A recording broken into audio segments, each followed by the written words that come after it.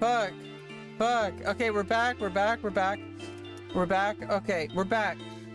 Basically, as I was saying, I'm an example of what happens when a trans person actually follows through with what they actually need to do.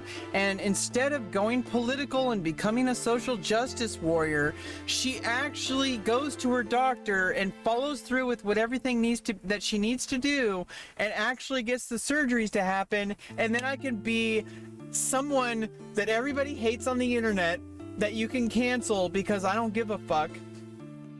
And I don't care because I got all my surgeries and I'm a normal person now. That's basically what all this is for, is so I can be just another dumbass just like everyone else. Okay, that's the reason to allow trans people to have access to care. But a lot of people in the trans community have no idea how to do that, unfortunately. And I got really fucking lucky, and I just kept pounding my head against the fucking brick wall until I succeeded. And I just wish that everybody could do that without having to do what I did, because holy shit, you have to be a fucking insane person to do what I did. I would know, because I'm insane. Okay, so I'm an example of what you get if you just give trans people what they want. I'm a normal fucking person, and I love my life, and I'm happy, and I can contribute to society and become a better person. Instead of being a social justice warrior, endless canceling Karen, okay, like, I'm tired of that shit. I'm tired of that shit. It's such a weird stereotype that people have locked us into. It's kind of fucked up. And hey, Spencerg, Zoidberg?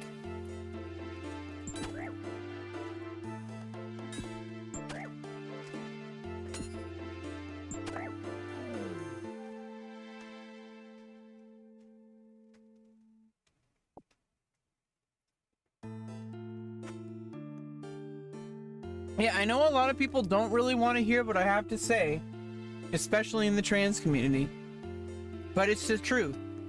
It's the God's honest truth. Like, it's the God's honest truth. I did what needed to be done. And I didn't wait for other people to give me permission. I didn't wait for people to approve of me. I just got it done. Because listen, we're only 1% of the population. Most of the world is not going to get it. And if you wait for their permission, you're going to be waiting for the rest of your life. So take action. Go to the doctor. Do what needs to be done. Don't wait for other people's permission, and don't expect them to cater to you. I know, because I tried. I tried to get acceptance, but if you put your foot down enough times, you will find the right people. And I can attest to that. It's not easy. It's not easy. But I can attest that if you put your foot down enough times, you will find the people who fit into your life, whatever that might be. And it's a little lonely. I'm pretty lonely. I'm pretty damn lonely. But at least I respect myself, and I know that the people who do come into my life are the right people. And so that's basically my spiel on that. And I really wish people wouldn't get super like blue-haired social justice warrior and instead go to the doctor and get what they need. Because trans people just need their surgeries or whatever that is for each individual. Because instead of getting access to the things they need, they waste all their time and energy on things that don't fucking matter. Because they're like, oh, if I go on the internet and get mad at everybody and just put all that energy into other people, you know, then it'll make up. Like, no, it's not going to make up for it. It's never going to be enough. You need your access to transgender medicine. Nothing else matters. Everybody's approval doesn't matter. Friendship doesn't even matter. Nothing matters. And you have to accept that people are going to think you're a disgusting piece of monster or whatever. People are going to think you're gross. Prove them wrong. Go live your life and be a normal person. Because then people are going to see like, oh, trans people aren't weird. It's just weird people are weird. The more people just get their shit together and start living their life and stop trying to police everyone else's because they can't get access to what they need, do whatever you can to get access to healthcare that you need.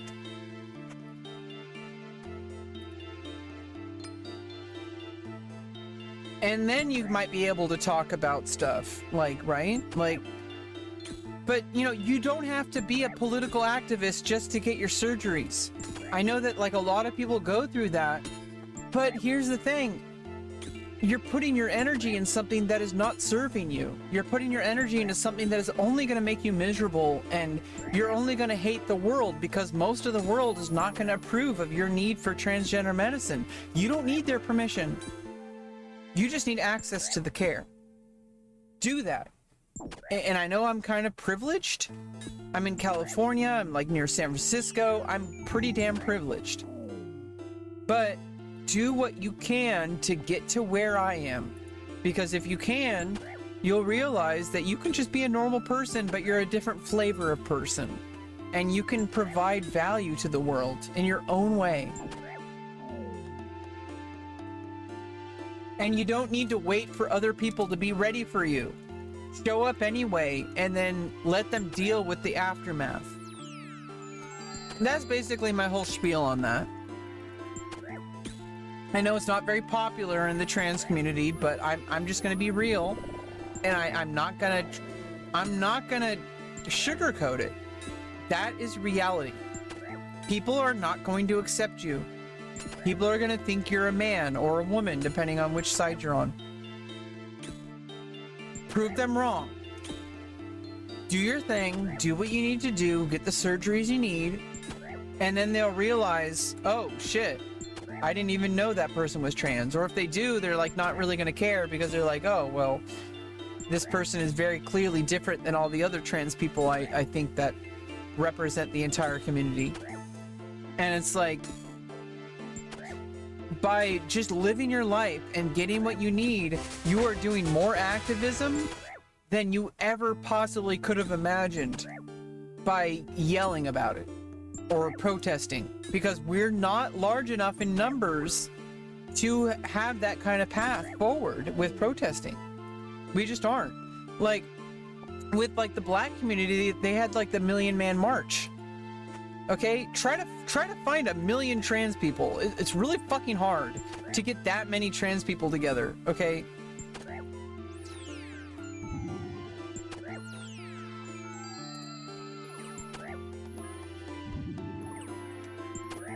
We have to go a different path than what the black community did.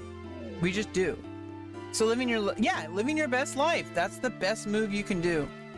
Because it shows people what the result is. And if the result is like, hey, this isn't some weird thing, it's just some person that I don't understand this person's specific, life, but, it's still just a regular person, like with just a different flavor of humanity, and like just show people that you're normal.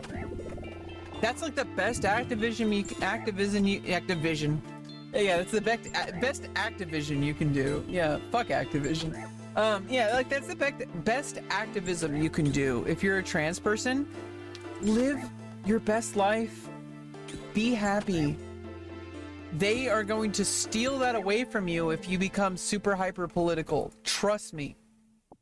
Everyone's gonna think you're weird. Everyone's gonna think you're gross.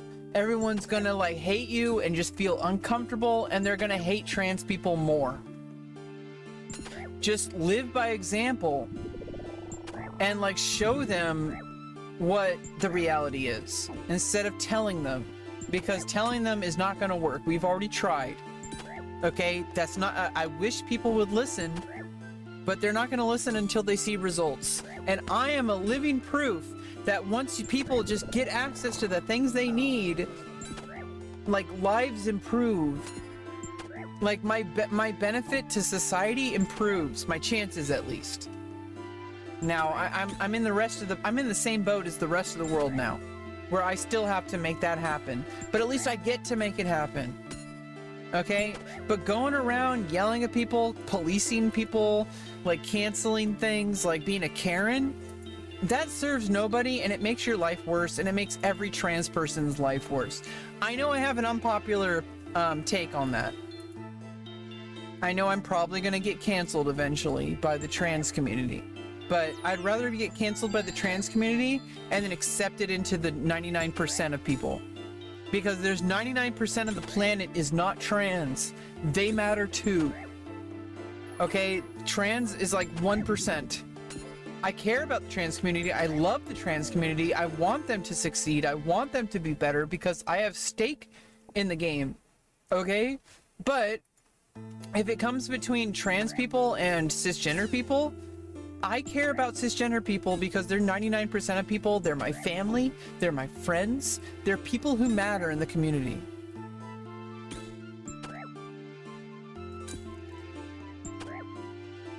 And that's what you should want. Like, if you're a trans person, that's what you should want. You should want to be normal. You're not, you know, you don't blend in. You're different. But you should want to be, like, kind of accepted into the fold. That's a different kind of thing. You don't have to be different. I mean, you don't have to change who you are. In fact, your differences are what makes you part of the fold. But you do have to accept that only 1% of the population matches you. Most people are not going to understand, and you kind of have to just live and help them understand and be compassionate. You know, imagine, you know how hard it was to come to terms with your gender? Imagine how hard it is for somebody who's never met a trans person or even thought about it. Those are real people, and they want to help. They want to understand. And you just have to show them, unfortunately. And hopefully one day we don't have to try so hard. Hopefully. But I can be a part of the new wave of trans people that just gets to live her fucking life. I'm a woman, and that comes with all sorts of messiness. I'm not perfect, just like any other woman out there. And yeah, I have to prove extra hard to cisgender people that I am a woman because people judge women very harshly. It's a different problem. Oh, nice. Well, thanks for subscribing.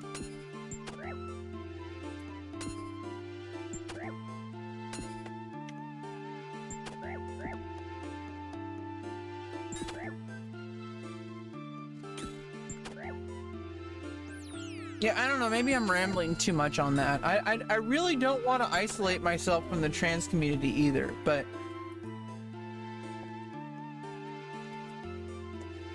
anybody who hears what I'm saying and gets mad at me, they're probably not the right people for me anyway, because they just don't get it. They think that putting on blue hair and yelling at people and screaming on the internet is more beneficial to their life than getting surgeries that they know they need. That sounds like an excuse. That sounds like a cop-out. That sounds like a loser. And I don't want losers in my life. I'm a winner. Okay, so if that means that I'm gonna isolate myself from a lot of the trans community, well then I wish it weren't the case. I wish they would do something better to improve their lives. But if it means that I get to be accepted more into cisgender kind of general society, that's 99% of people, and those are people I care about. Those are family members. Those are friends. I have cisgender people in my life that I really care about, and I do not want to ever do anything to harm them. And so if I ruffle a few feathers in the trans community, that I'm gonna sleep just fine. And by the way, like, I don't really care what they think because I have a pussy, okay? I got what I needed. Hey, High Life. I usually don't talk too much about the nitty-gritty about my other accounts, like my OnlyFans and stuff here. I have, like, I'm working on stuff, okay? I'm working on getting into a schedule of creating content. I have stuff recorded, so I just need to edit it. But, you know, don't expect me to be super, like, on the ball with it. I'm basically just kind of slowly ramping up and trying to build consistency with my production schedule. So basically I'm a noob, and you know, don't expect me to be perfect. I know that some people would say, oh, I need to do this, I need to do that. It's like, well, I'm trying. Okay, I'm doing things within my ability. Okay, and so like it's gonna take a while. But over time, I had a really great weekend. That's why I'm having some beer and just chilling and playing some RuneScape. And I'm having some root beer too. It's basically chocolate root beer, ice cream sundae. Chocolate soda, let's go!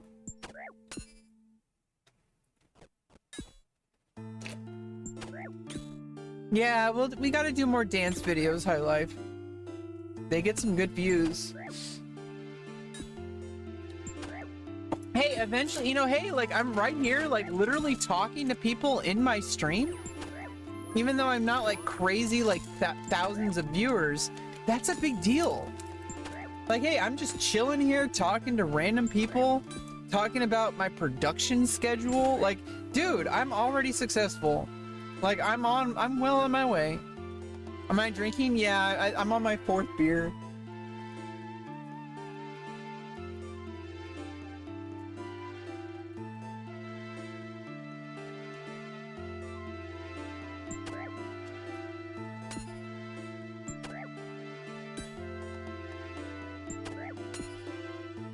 I have no idea what I need to do. I need to get some special water to deal with the vampire. I think I need to cross the river or something.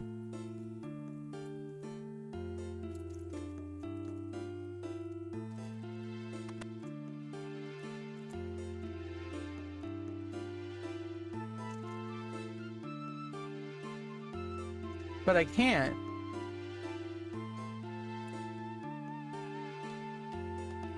Yeah, I don't think I can cross the river until I finish this quest. Yeah, well, thank you, High Life. Yeah, we're just having a good time. I made $112 this weekend.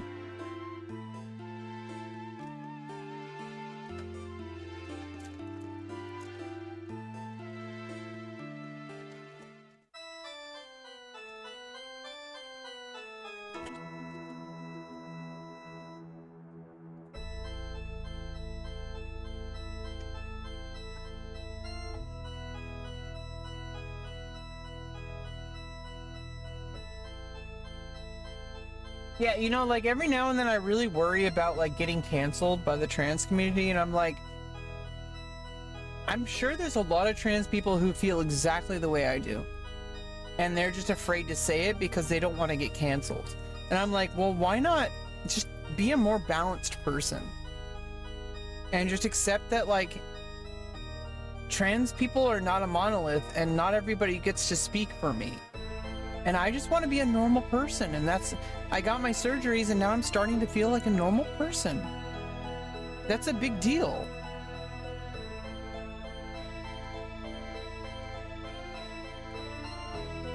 Do I need to find all these items? Like, what is going on?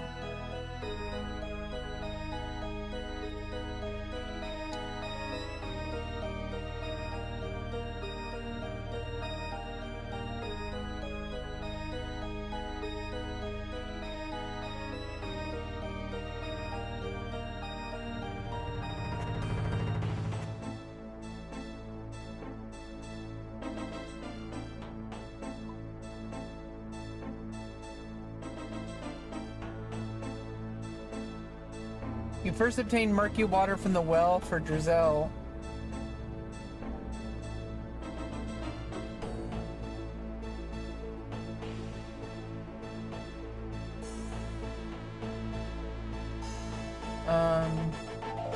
Yeah, Priest in Peril, let's look it up.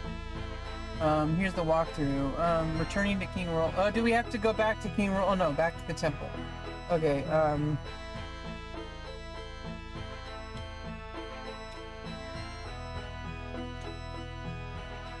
I need 50 unnoted rune or pure essence.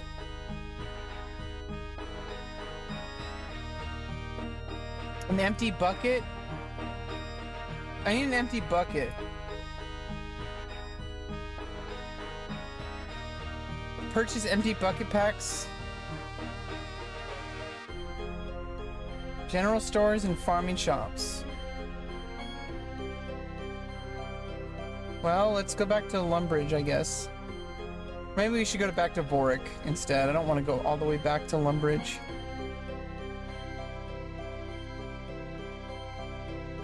Wearing new clothes.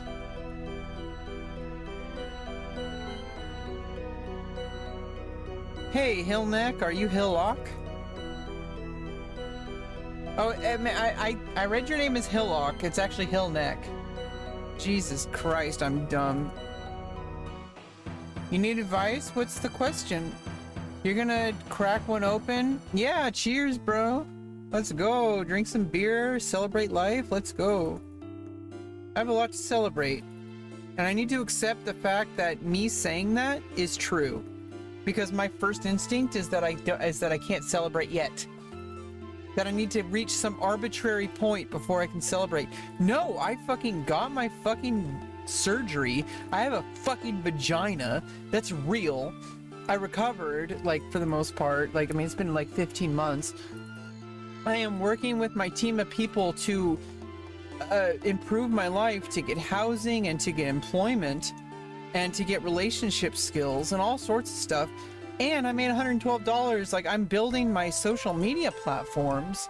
I'm like growing my platforms. I'm like made $112 this weekend on social media, which is very hard to do. Most people never see a single dime on social media. Okay, like that is a big deal. I have everything to celebrate. And if I want a few beers and just chill and talk with stream like a dumbass, then that's what we're gonna do. Keep going in, rock hard. Yeah, everybody get rock hard. Yeah, strap in, strap on, and wait a minute. I don't know where we're going with this, but either way, you're gonna get a strap on.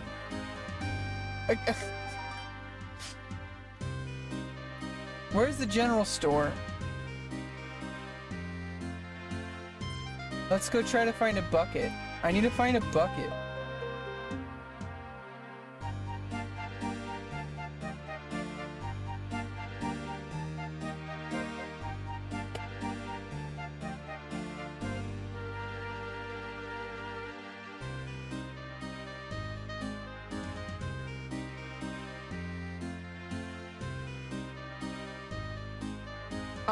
This quest is getting out of hand. We need to just get back to leveling up agility. That's what I wanted to do the whole stream. Okay. I just wanted to drink beer and level agility, but we got into this whole quest, and I need to back out. Okay. We're bailing. Okay, we're getting back to just leveling agility. Well, we'll do the rest of the quest next time. I need a bucket and like a bunch of like runes or some shit. We can't finish this quest while I'm drinking. This is not gonna happen. I'm on my 4th beer. It's only gonna get worse. I need to accept reality. We need to just click on agility greens. Okay, like this is what we're doing. We're drinking beer and root beer, and we're eating Doritos. We're chatting about nonsense, and we're leveling agility. Like this is beneficial. It's helping me. You're wearing a new bikini? You know that I don't judge you, High Life. Come on. This isn't your first rodeo. You know that I think that's super awesome and sexy. I like my femboys, okay? Like, come on. What are we talking about? My femboys and my trans women out there. I got you. Hey, in the future, when I'm super successful and rich, who do you think I'm gonna support the most? Femboys and trans women. Because guess what my biggest turn on is?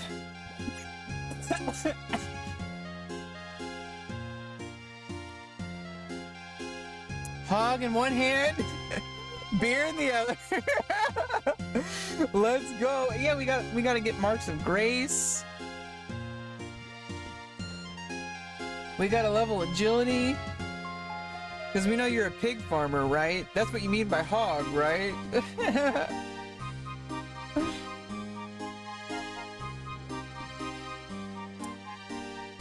What is it? What's a femboy?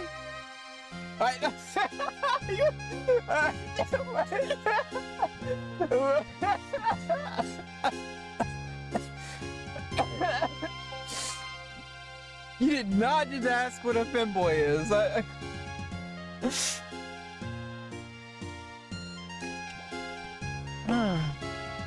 That's some good root beer.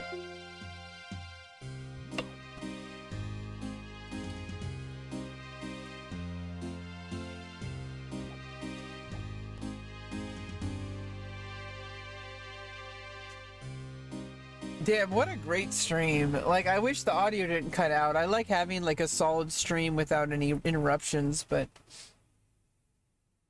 I'm glad you love your body, High Life.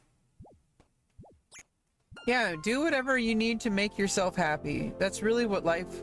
You know, I know people will say, oh, you shouldn't... You know, I know like Dr. K disagrees with the pursuit of happiness. Dr. K will say things like, oh, you know, there's more to life than happiness. Well, define happiness, because I think it's the same definition. He just has a trouble with... I think it's a difference in wording.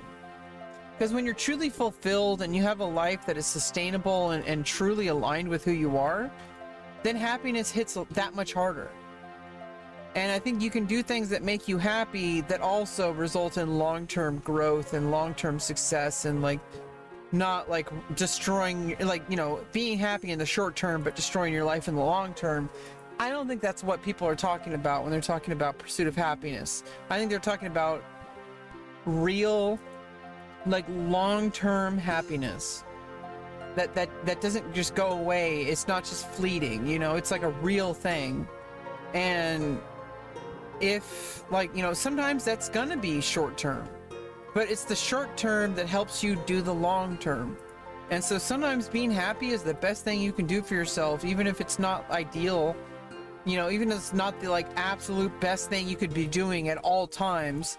Sometimes just kicking back with a Bud Light, eating some Doritos and playing some old school RuneScape, chatting with strangers on the internet, sometimes that's the best thing you can fucking do for your life. And it might not be like a good sustainable thing to do long term, but not everything is something that you want to do long term. Some things are just enjoying life in the moment. Are you talking about my kink? Oh, my kink is like femboys and trans women.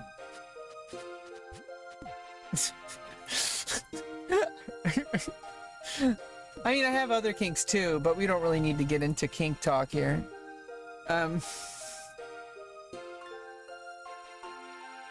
mean, I'm pretty vanilla. Like, I like the standard, like, you know, like, hey, step bro kind of stuff. And then I just like straight up fucking. I mean, that's pretty, I don't really have any real kinks. You know, like, it's pretty vanilla. Like, I like femboys, I like trans women. I like cis women, I like cis men. I like gangbangs. I want to get gangbanged.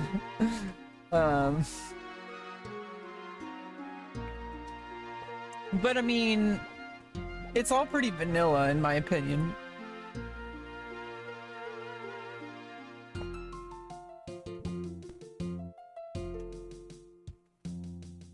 Like, I just want to make guys happy. Because I, you know, as somebody who used to be one, I guess, technically, I was never really a man. If you really want to look over the huge, like, spectrum of, like, what my life was, I was never really a man. But, like, you know, I was perceived as one, and I believed I was. So for all intents and purposes, you know, it's like, it's the same thing, kind of, pretty much, but I know what guys want. They just want to be loved. They want to be, like, respected, and they want to fuck. Okay, like, and more so than the fucking, I think they just want their needs met, and they don't want to be shamed for wanting them, because a lot of women will shame men for being sexual, and those same women will be like, you go girl if she's sexual. And so, like, there's a double standard, and as somebody who has lived on both sides of the equation, I think I can help all men and all women by, like, you know, I was in the trenches, so to speak. And, like, I think I can help men understand women better, and I think I can help women understand men better. Because it's like, hey, like, men have a lot of needs that I think that a lot of women don't really, like, respect. Like, men have very unmet emotional needs. But besides that, if a guy wants sex, like, it's not something to be ashamed of. His sexuality is just as valid as any woman's sexuality, and a lot of the times there's a double standard where if like a woman is allowed to celebrate her body, and I even noticed this as I started living as a woman, that I got away, quote unquote away, whatever that means, but basically I got a lot more like kind of people rallying behind me when it came to my sexual expression. They would have never done that when I was a man. I would have been ridiculed, I would have been called disgusting or a rapist or some kind of weird shit. There's a double standard, and I feel like, you know, hey, like it took me living as a woman to see that, because I'm like, I started getting treated differently as I started living and being perceived as female, which are two different things. You can live as a woman but still be perceived as a man. It takes like HRT, it takes surgeries for people to start perceiving you as female. And I know a lot of people don't want to accept that, but that's just reality. Okay, like people are going to perceive you how they perceive you, but I am perceived female more often than male now.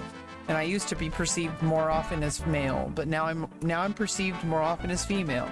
And so, regardless of whatever haters might think, they're a little bit skewed, okay? Like, they don't understand reality. I'm working with, like, actual lived reality is most people would probably not even know I'm trans in an everyday life situation. Like, I would have to tell them, or they would have to really look closely inside my coochie, okay? Like, and I mean like really closely. They'd have to get like a special tool, okay, like to like look inside, okay, like deep. For all intents and purposes, I am literally just like any other woman out there. I just have my own specific like differences. But you could psychoanalyze it all you want. You could think about it all you want, intellectualize it. In the real world, people's perception is all that really matters. And like, I think some people don't want to accept that, but that's why we get HRT. That's why we get surgeries. There's a reason. If genital preference didn't matter, I wouldn't have needed surgery. And I know some people are like, oh, you know, if you're a man and you're not into trans women, that's transphobic. It's like, no, it's not. You know, it's transphobic if there's other things stacking on top of that. But that's a different story. Someone isn't transphobic just because they're not attracted to women with penises. Okay, that is a very specific body type. Not everyone's into that. Now, I think it's really hot, but I'm pansexual. I'm into pretty much everything that I'm into, and I'm really into trans feminine bodies. Okay, so I'm really into that. But, you know, a lot of cisgender men are into it too. And it doesn't make them gay, but it also doesn't quite make them straight either. It's kind of a little bit of a difference. I think it's more straight than gay, because in the end of the day, if you had a choice between being with a man or being with a woman, and both of them had a penis, a straight man is going to pick a woman with a penis every day. I don't care. I don't give a fuck. That's just reality. Okay, like, if you see a chick with a dick and you're like, does this make me gay? Like, okay, well then put a man right next to her. Which one are you going to pick? And neither of them is wrong. Like, it doesn't make you wrong if you're a gay. No, I'm a woman. But, you know, if you put a man next to a woman, whether she has a penis or not, it doesn't make you gay. It makes you more straight than gay. Like, but at the same time, not everybody is okay with a chick with a dick. And, you know, that's okay, because people have preferences. If genitals didn't matter, vaginoplasty wouldn't have been a thing. But I needed a vagina in order to feel comfortable in my own body. And that's because genitals matter. And that means that straight men who do not like trans women with dicks does not make them transphobic. I know that's a hot take for some people, but I think it's just, it's unfair to straight men to accuse them of being transphobic just because they don't want to be with a woman with a penis. And also, you should give them the opportunity to test things out if they want. Not everybody's ready to test things out. Maybe they'll find out they really like it. Yeah, I'm male to female, so I used to have a dick, and I have a vagina now.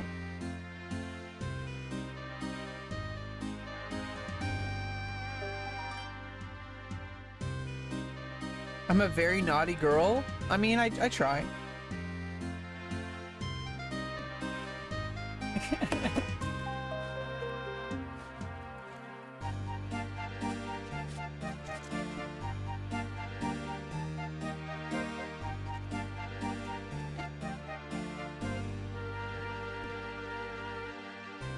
Yeah, in the end of the day, that's like the reality that I've learned. In the end of the day, none of this shit matters. Your gender identity only matters to you. Where it really matters there. It's really important there. But in the end of the day, we're all just humans. We all sleep, we all eat, we all poop, and we all fuck. I don't care if you're a man, woman, cis, trans, non-binary, I don't care. I don't care if you smoke crack. You're still a human being, and you matter. Now, that being said, I still have boundaries. Those aren't going away. I still have preferences. Those aren't going to change. But in the end of the day, I still accept you for who you are, and I accept that you're a human being deserving of love and compassion. Even if you're a terrible person, and even if you hurt me. Because I know that you're suffering in a different way. And then eventually I hope that you find what you need.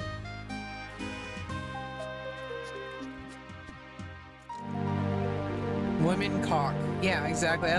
See, also, if you actually allow yourself to experience trans women, which I actually have not been with a trans woman yet, but just from like watching porn and shit. A woman with a dick is very different than a man with a dick. And I know that you can, like, you know, justify it any way you want, but no matter how you slice it, a woman with a dick is very different than a man with a dick. And if you're turned on by it, it does not make you gay.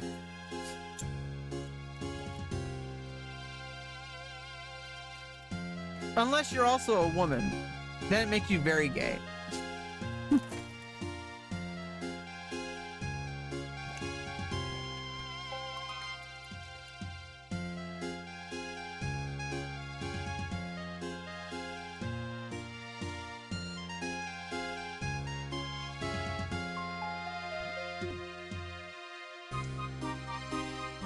Yeah, I'm a gooner.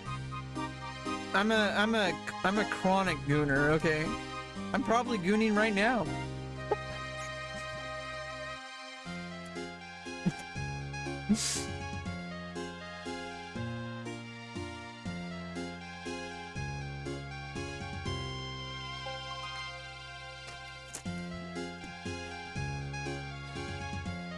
Ow.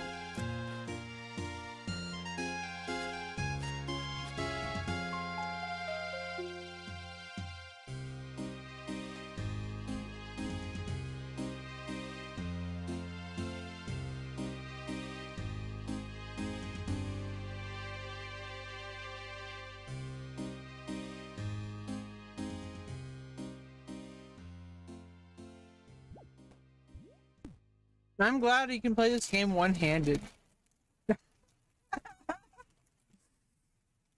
Speaking of gooning. I mean, because I'm eating Doritos. I can't play with two hands. What did you think I meant?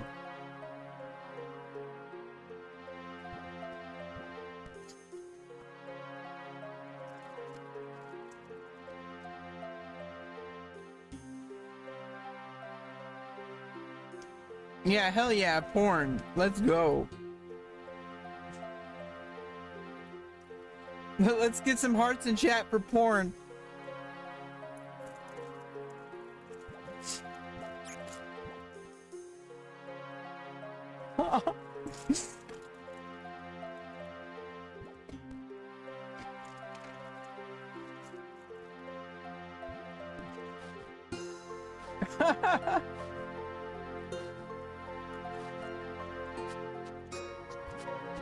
You don't need to be sorry. I'm just really, I'm starting to feel the buzz, okay?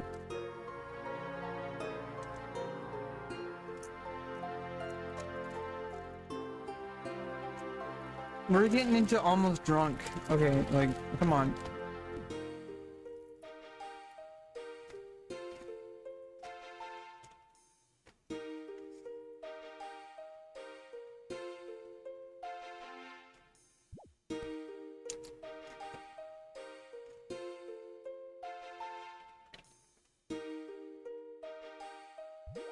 bald, sweaty man entered the bar and he said, "My balls are sweaty." And then all the women in the bar turned around, face aflutter with horniness, and went to him and said, "We want to smell your balls, Mr. Bald Sweaty Man." And the man lived happily ever after. The end. The draws are coming off? Or the balls are coming off? The draws? What are you talking about? Oh, you mean the drawers? Like, keep that to yourself, Hill Neck. I almost called you Hillcock. Jesus Christ, that would be an apt name. But yeah, keep that kind of stuff. You know, this is, we do talk about some kind of, like, you know, more spicier stuff, but this is not a sexually explicit live stream. Okay, come on. Come on. I'm gonna have some class. It's more like we're hanging out at the bar. Like, we might talk about some stuff that's a little raunchy, but we don't straight up get to the bedroom here. Like, that's not what this... That's for other places on the internet. The drawers are coming up!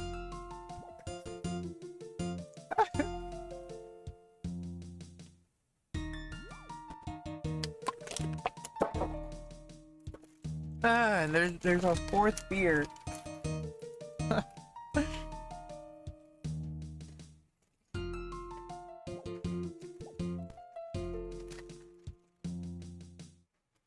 You love the new Rebecca? What do you mean? This is who I've always been.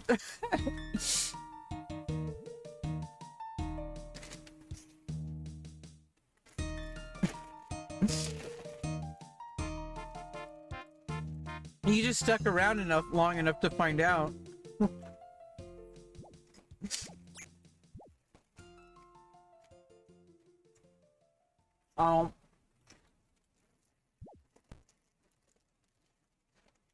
Okay, I need to go to the bathroom.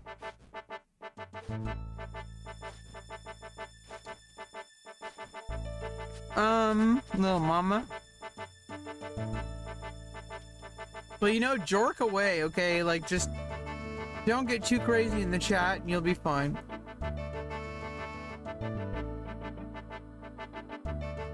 You know, jork lives matter.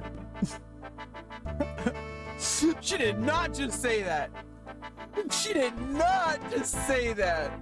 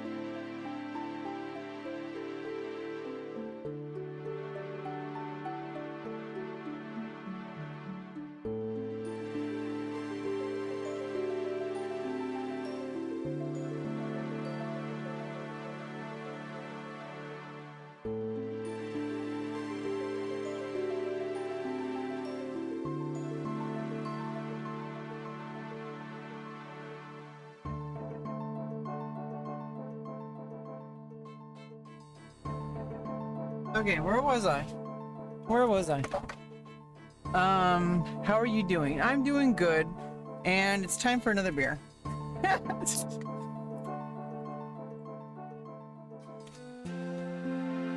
Oh my god.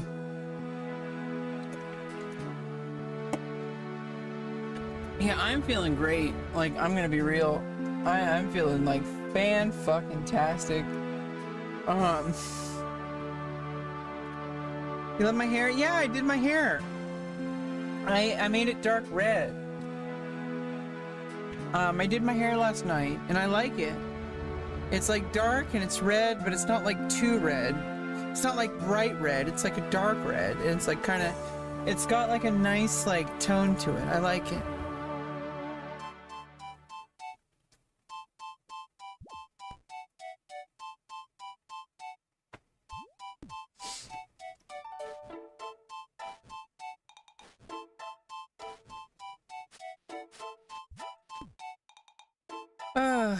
Yeah, we're done with the Doritos. I think that was like... We took a long time to eat those Doritos. Holy shit. Now that we're done with it, it's like I can finally move on with my life. Like, geez, that was an interesting... Hey, Poke Freak, thanks for the follow. Bald, sweaty man. Bald, sweaty balls. These are the days of our lives. I am just drinking some beer, leveling up agility. We started the quest to get to Canifis, but it was too complicated for the amount of beers I've had. So we're just went back to Varric and we're just leveling up agility the old-fashioned way here. Even though it's slower. I don't give a fuck. We're too drunk to do any questing. We're just hanging out, talking about shit, talking about life. I'm probably gonna get canceled. But we don't care. That's what we do here. It's just another Monday.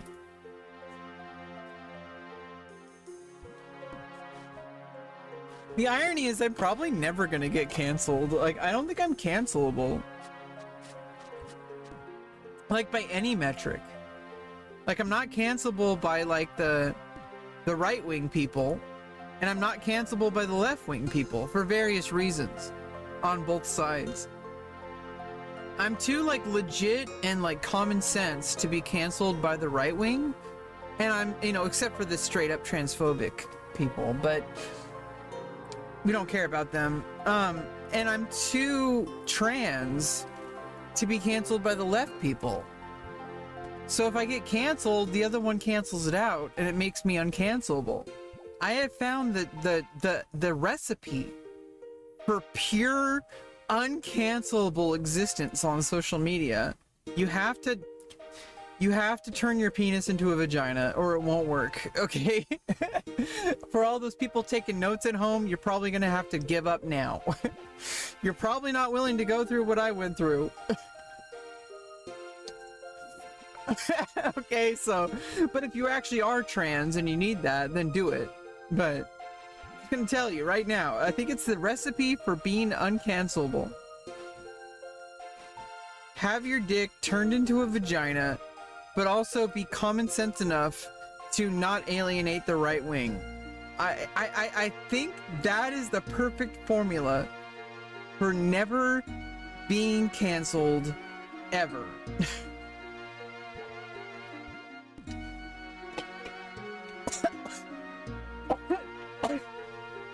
No wonder they don't normally make chocolate soda. Jesus Christ. I'm gonna die.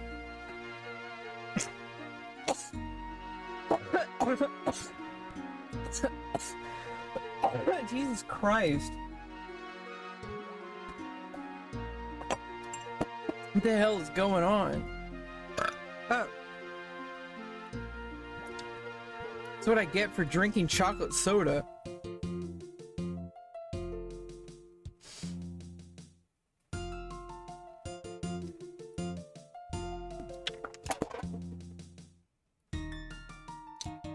We gotta get back to the Bud Light. That's the real nutrition.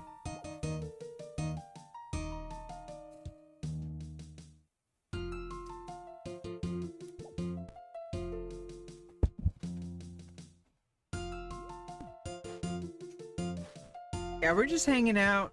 This is kind of more of a... I mean, I'm sure there's content from today's stream, but... not really trying to make content, just trying to, like, chill. Create, like, a sense of community vibe. Chat with whoever's in here. You know, just a normal, like, kind of stream, I guess. I guess it's no different than any other time. The only difference is how many beers I've had. That changes some things, but, I mean, in the end of the day, the only thing that really matters is what the viewer sees. And honestly, I think, like, when I'm drinking, it doesn't really feel the same way as it feels for the viewer. In the end of the day, the viewer just sees me talking and doing stuff. And they might notice I'm drinking, but, like, I don't think it feels the same way as it... Like, when you're drinking and you're like drunk or just at least like buzzed, your mind is working on a completely different wavelength than the rest of the universe. Okay, everything is profound. Your existence matters so much more when you're drunk that, like, everything you say is like pure, like, life-changing speech. Okay, and to the rest of the world, they just hear the same bullshit. They don't have the kind of goggles you have on. But to all those who are also drunk out there, you have the same goggles I have, and we're in the same wavelength, so I can drink to that. Amen, brother.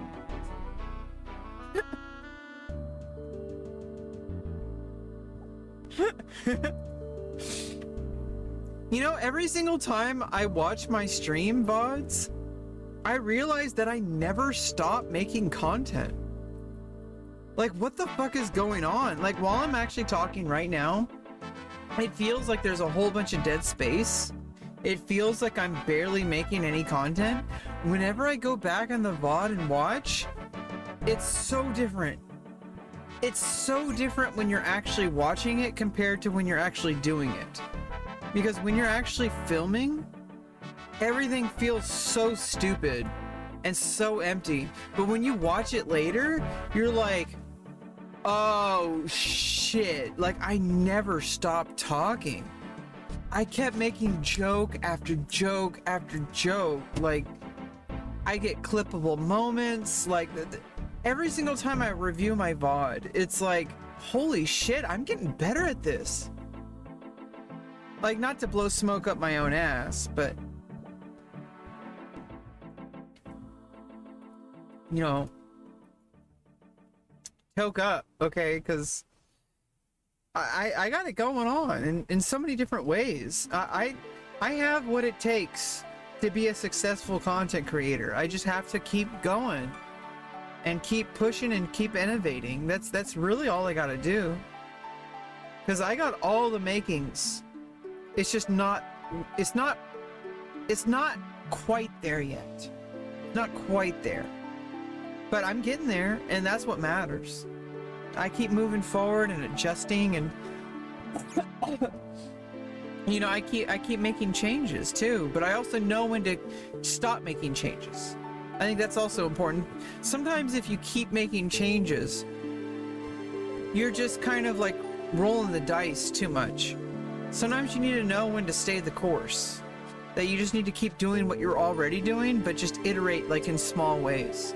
Because I think sometimes people always try to do something different. And when you do that, like, it's another kind of failure. Because then you're not allowing other things to breathe. You're not allowing other things to grow and, like, become what they're supposed to be. You're just, like, trying something out, and then you try a new thing out, and then you try another new thing out. It's like, well, why don't you just stay the course? Like, we're already almost level 47. That's just because we kept clicking. Like, you could say, oh, I could do the quest and get to Canifis, and we started that, so that's good. But I knew when to draw back. I knew when to say, hey, I'm too drunk for this. Let's just go back to Varric and let's just keep training agility. And now we're already almost level 47. Like, just because we're sitting here chilling, clicking, and eventually I get the XP, I'm getting marks of grace. Like, let's go. you just keep taking action, and eventually things just start happening. Doesn't mean they're guaranteed, but like, in this specific context, it is guaranteed. If I just keep clicking on these green things, on these green boxes, and get the marks of grace, it is literally going to add up over time. No matter what I think, no matter what I do otherwise, as long as I keep clicking on these green boxes, I am going to get agility XP. And eventually it's going to level up. And I think it's just really important to recognize that. That sometimes just keep doing what you're already doing, and you will succeed way better than if you keep trying new things. And that's what I'm doing now, is I'm like, I found a couple things that are really working out for me and have a lot of potential, like my camming and all that kind of stuff, and like my writing. I really need to get to a publishing ritual for my writing, because it's like I have a lot of writing that is not published, and I just need to keep working at it, because I have what it takes to be a professional writer as well. That's a completely different career track, but compared to my sex work, it is like a very strong, comparable career path. It's just a little bit, it has its own ups and downs, and it has its own specific paths. And it doesn't make money right now, and it probably won't for a very, very, very long time. So at least with sex work, I can make some money even from the beginning. So I have proof of concept with both paths in my life. And then just here, hanging out on Twitch and YouTube, streaming, this is the middle option. This brings it all together. This is the place where no matter what I'm doing or where I'm at, I got this, and I can talk about this, and I can share it with you guys, and I can chat with you guys. Like, no matter what, my live stream is a place to gather, and it's kind of like a third thing, where it may not be like the same level as like my writing career or my sex work career, but it's like a third thing that kind of brings both of those together. And like, I think that's really special, and I think it's important to recognize it and not diminish it, because even though streaming is like kind of a stupid career path, it still is a path, and it's just not in the path the way that most people think of it.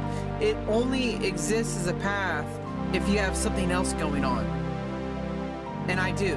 So the writing path and the sex work path, those are two paths where streaming can kind of merge. And it may not seem like it right now, but in the future it will, and it'll be obvious, and it'll seem stupid that I ever doubted myself, because eventually things are just going to start working out for me from multiple angles, and I'm just going to be kind of surprised at the amount of progress I start to make at that point. But until that happens, I'm kind of like fucked. But I'm not as fucked as I think I am. I think I'm doing pretty well. The fact that I even have money going into my bank from my direct efforts from social media is a huge sign of progress. It's a huge proof of concept. It means that, oh, I'm under arrest. What the fuck? What did I do? Drinking and climbing? I need to get that Mark of Grace before I deal with this little mini quest thing. You've come to arrest me.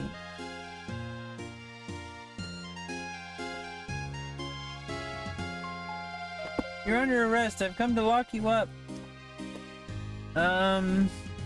Okay, I'll come quietly. What did I do? Oh, I gotta do this thing. Okay.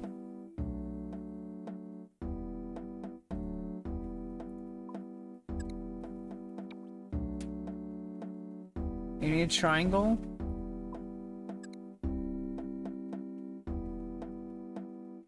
Square? There we go.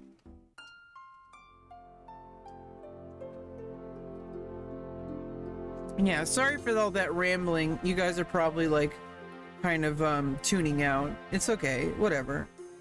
It is what it is. It's what's on my mind right now. I'm starting to really accept who I am. And that's something special. Because for the longest time I've always tried to please other people. And I've always tried to try to fill like the expectations of other people. And like for the first time in my life, and it took having surgery to do it, but for the first time in my life, I finally feel like I'm allowed to be me. And I don't need anybody else's approval. I don't need anyone else's permission. I get to just be me. And I'm starting to see it happen. And I'm a little scared because I don't know exactly how things are going to turn out. But I got all the pieces in place.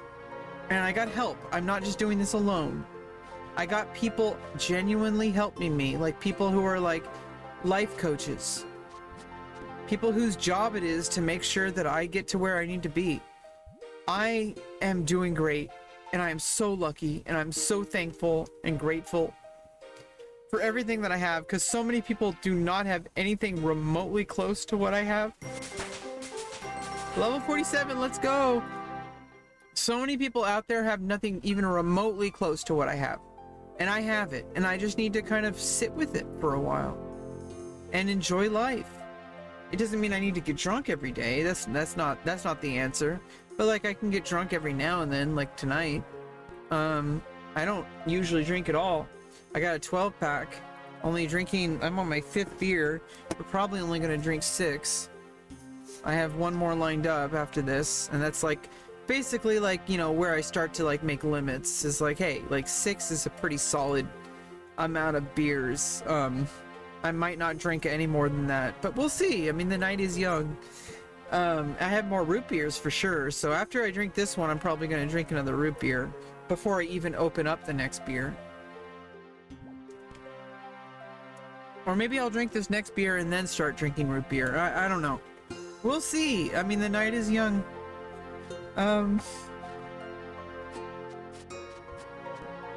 Yeah, I mean, I'm just chilling. I'm glad that you're here, High Life.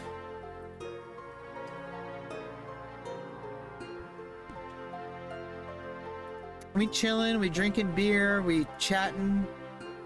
I ate all my Doritos. I ate an entire fucking bag of Doritos. What the fuck? I'm fat.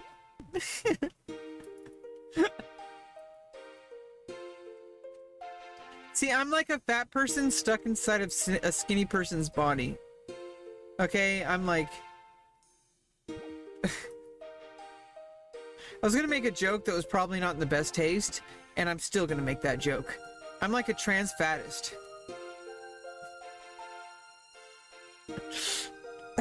You thought I wasn't gonna say the joke. That was the joke. Okay, I'm probably gonna get canceled. Deal with it. Hey, all you misfits out there, including those in the LGBT community, I'm here for you. I represent you.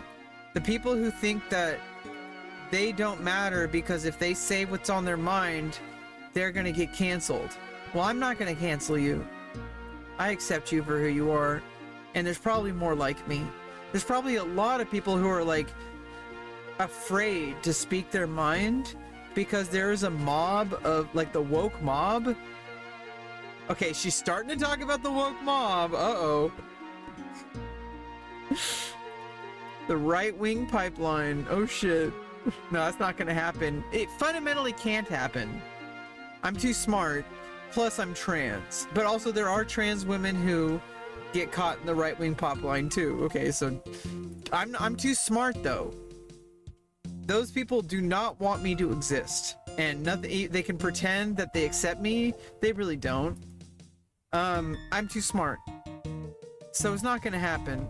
But at the same time, like, I will call people out that there is a woke mob. It's just not the woke mob that people accuse it of being.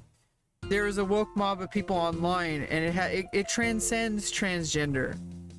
It's just there's a specific group of people that do not like things that go against what their belief is, and they think everybody has to have their belief or they need to get canceled.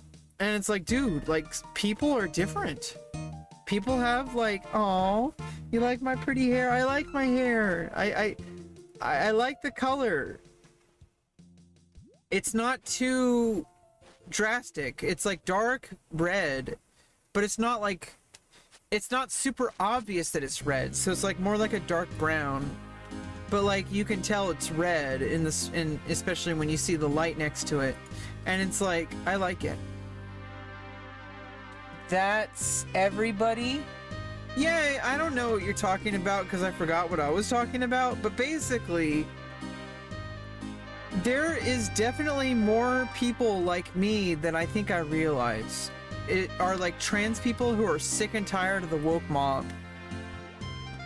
Trans people who just want to be normal people and who want to just like not isolate themselves from the cisgender community, which is 99% of people, which are our family, our brothers, our sisters, our mothers, our fathers, our friends.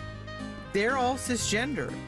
And yeah, like we do have like transgender friends too, but like for the vast majority of people in our lives, I feel like we do a disservice to them if we start acting like they don't matter, because they do. They matter very much, and I care about them. I love them. And I feel like we need to have like a different response than what the quote-unquote woke mob does. Which, like, whatever that is to you, I define it as people who are terminally online, who live in a little bubble where they think that their way is the only way to exist, and that anybody, like, oh my god, why did you say that? You're a bad person. Like, fuck that. I don't need to be policed by you.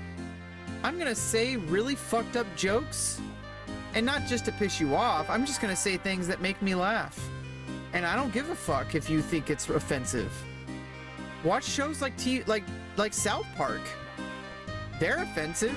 Family Guy. They're offensive. Like even Dave Chappelle, even though I think lately his issue is that he's not funny with his transphobia.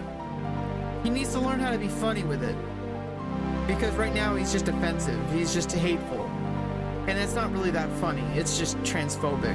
And I think if Dave Chappelle really did it right, if he worked really hard, he could turn transphobia into something funny again. Because Dave Chappelle's really funny. Okay, we all laughed at all of his jokes.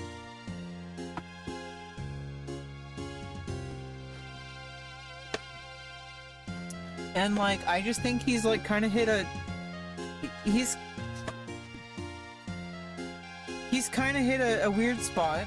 And I think he could really lean into it, and I think he could make transphobia funny. But because then that would actually be progress. Because if you can make transphobia funny, you know, it's like then we'll be like everyone else. What the fuck is going on?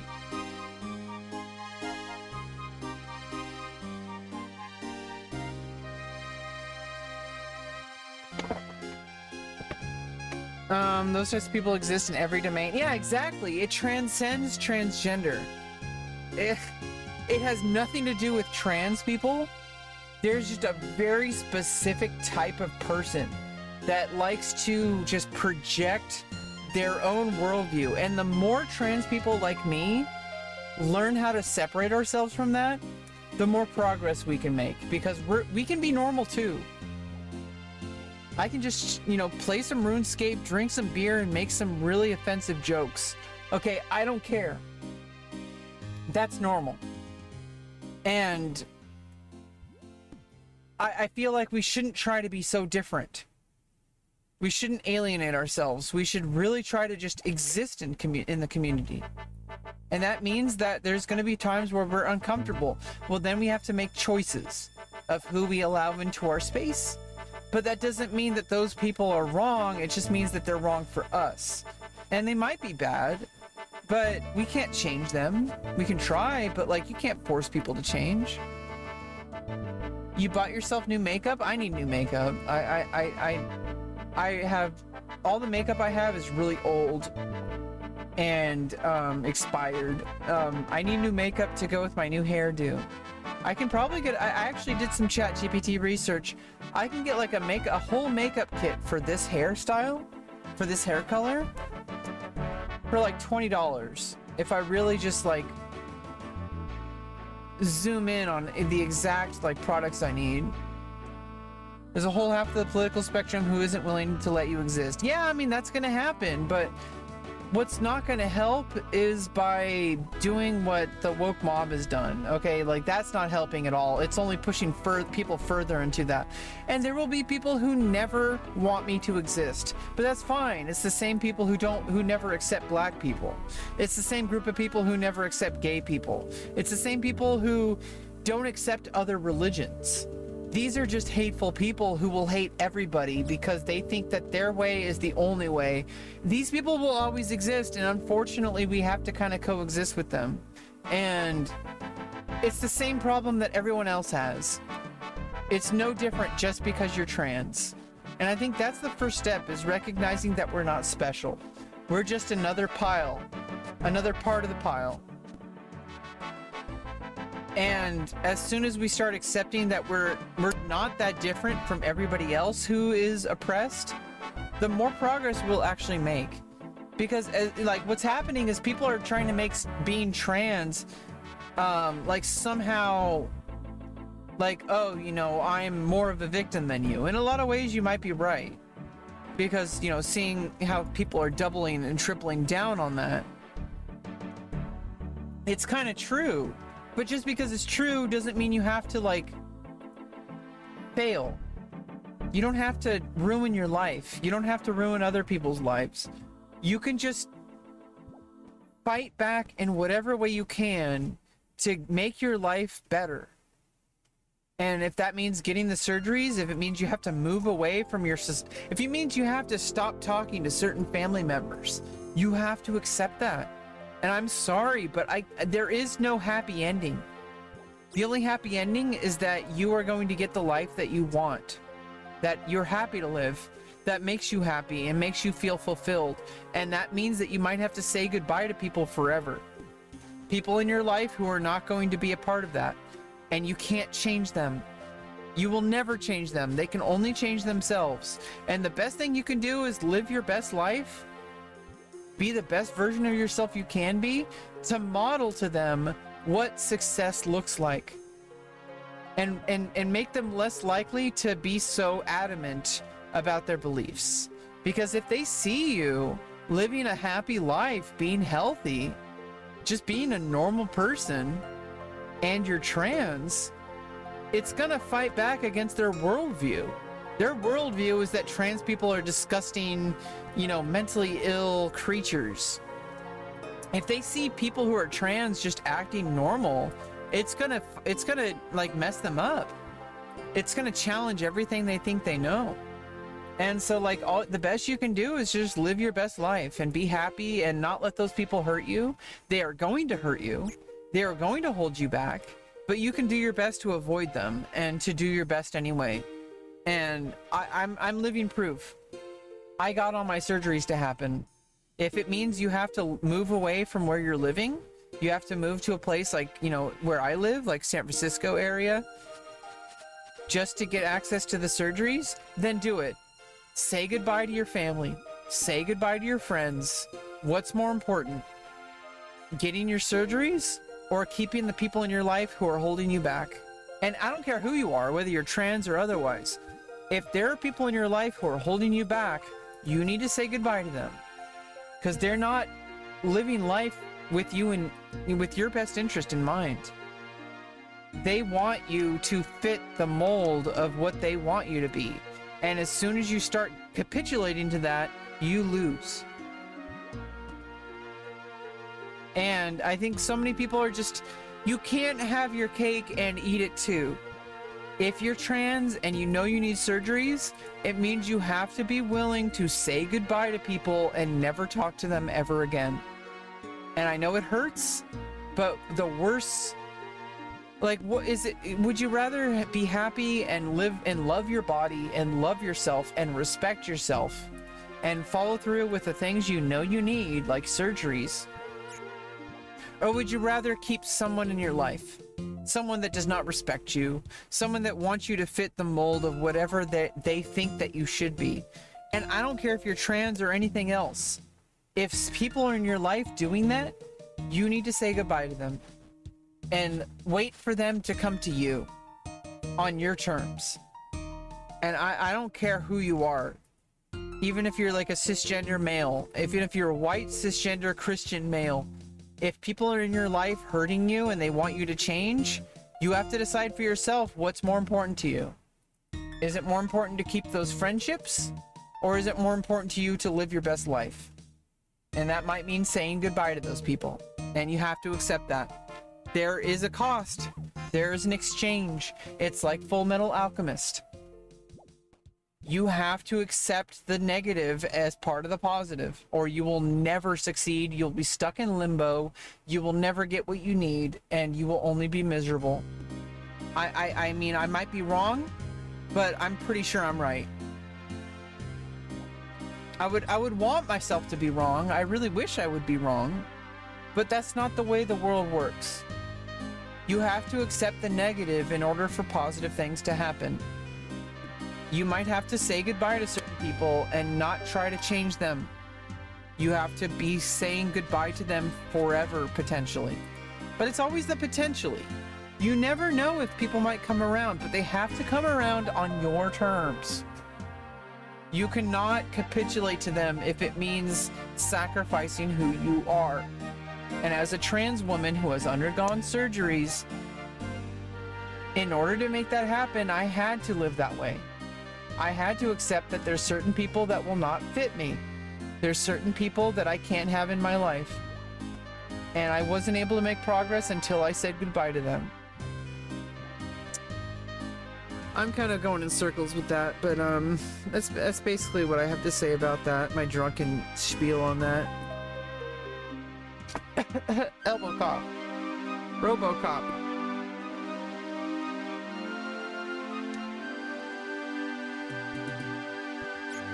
YouTube, YouTube, YouTube, YouTube, YouTube, YouTube.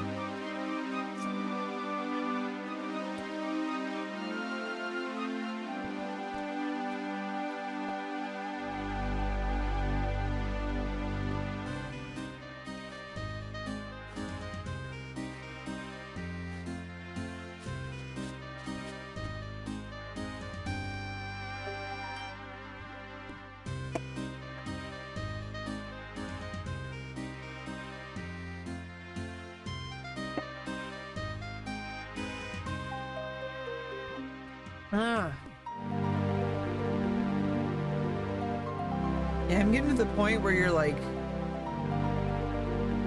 drunk, but you don't know you're drunk. You know what I mean? I need to stand up. That's how I know how drunk I am. Okay. No, we're still chilling.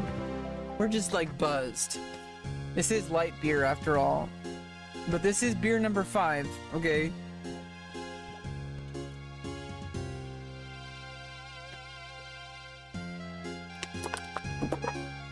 Okay. We got numb mouth syndrome. Okay.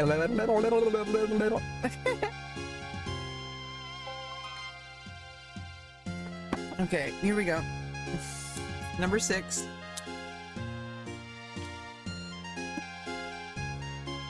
I need another root beer.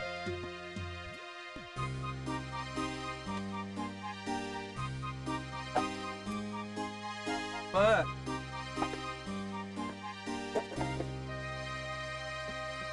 Oh, another mark of grace. Let's go.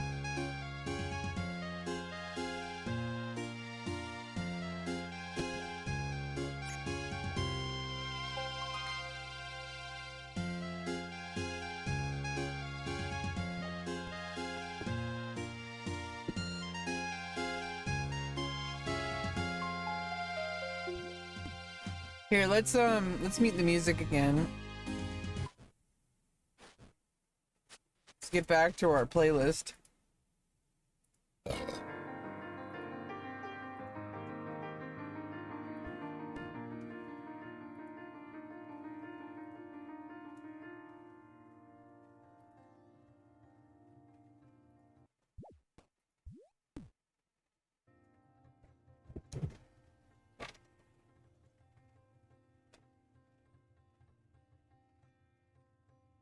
I don't hear anything.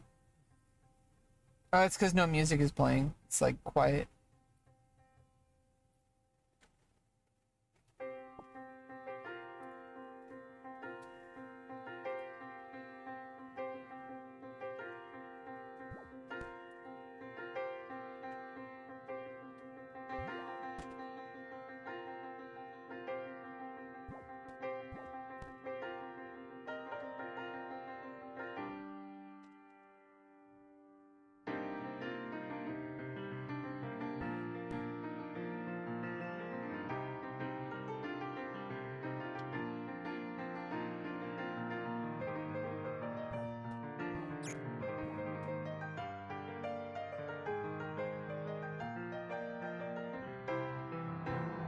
I can't feel my face.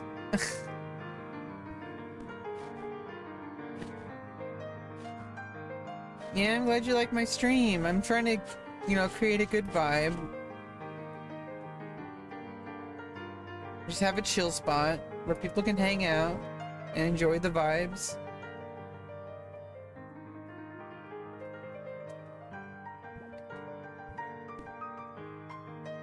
You're not trans, but I think if you're trans and that people you love don't accept you, then you shouldn't. Yeah, I don't know if it's that black and white, but I think what's really important is that you don't expect them to change, and you don't accept you don't need their permission. I think that's like the less black and white answer. You don't need other people's permission to be you.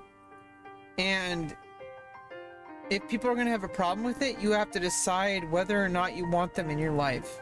If you do want them in your life, you have to accept everything that comes with that.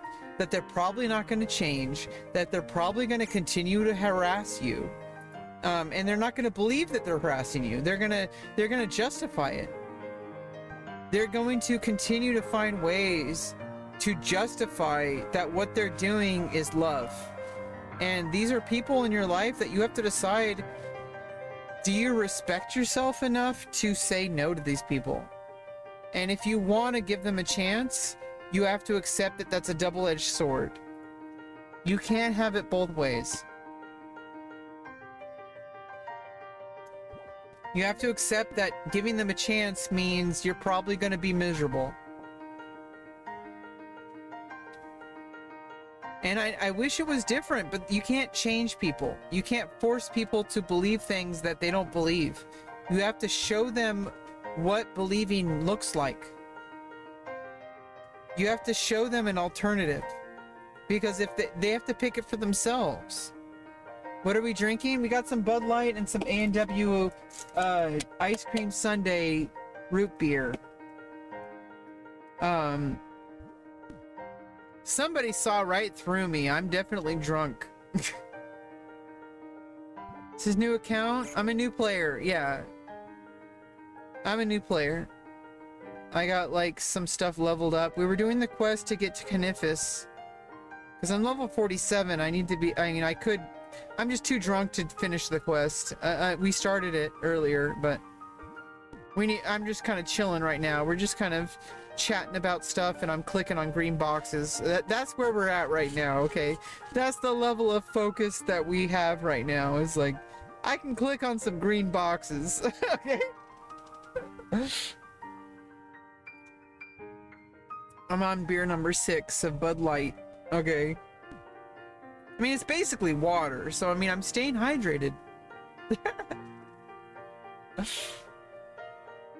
I mean, let's be real, it's mostly water.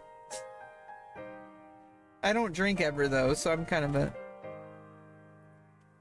It's like the first time I drank in, I think, like, 2 years, or something like that. No, I think I drank last November. Welcome to OSRS. I haven't fallen down the rabbit hole yet, but we're getting there. Don't worry, I'll get there. I strive to be a loser.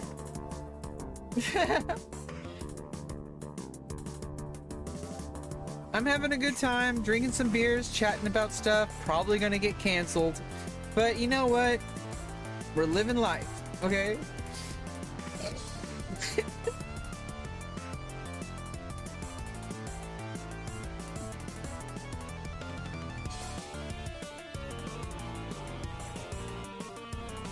I got a lot of stuff. I got my head on my shoulders, you know, screwed on right.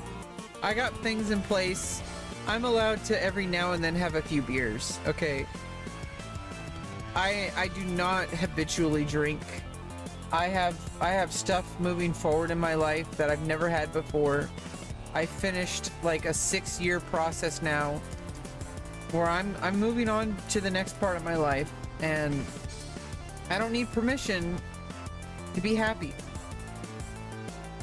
And if I want to, like, you know, get drunk and act stupid, I'm allowed to do that. And if I needed to earn it, I earned it. But I don't think I need to earn it, but I did. I earned it. If there is some kind of earning needed to have been happened, if there is some kind of earning that had to have happened, I did it. I deserve it. I earned it. I fucking earned it. And I don't need anyone's permission. I don't need anybody's acceptance. I don't need anybody approving of me or whatever. I know that I'm doing stuff right. And I'm moving forward towards a better life. And it might not be pretty. It might not be like super perfect. It might not be easy. But I am moving towards a better life, and nothing I do right now is going to make that any faster or slower. So the only thing I need to do is to structure my time and my energy to serve me. And if that means hanging out on stream, drinking a few Bud Lights and some root beers, I ate a whole bag of Doritos, then that's what we're going to do tonight.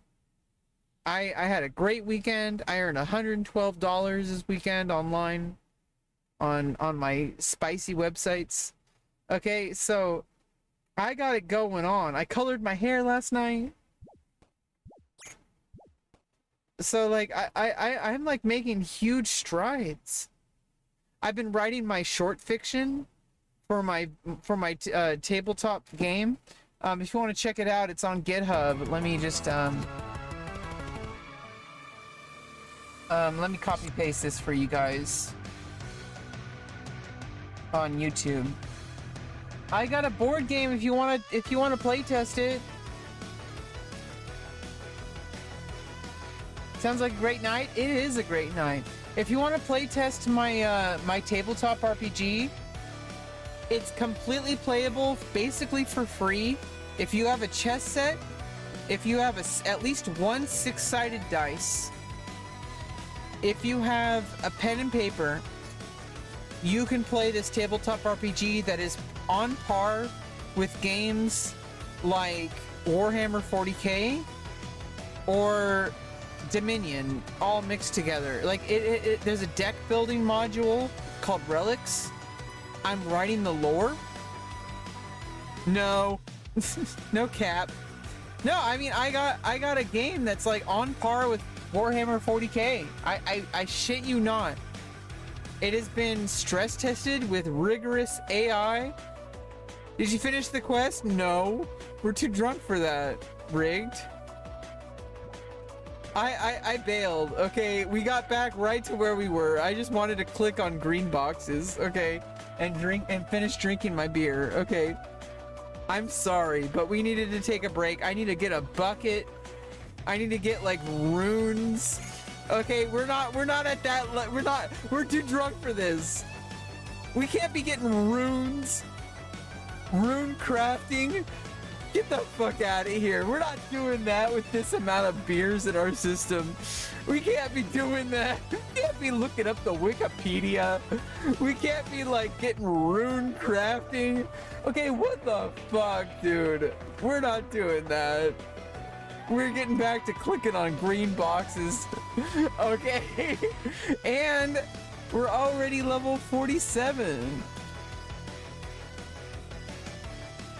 Like, we're almost to level 48. Let's go.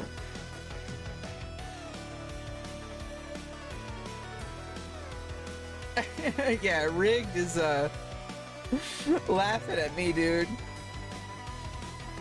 Those lol W's.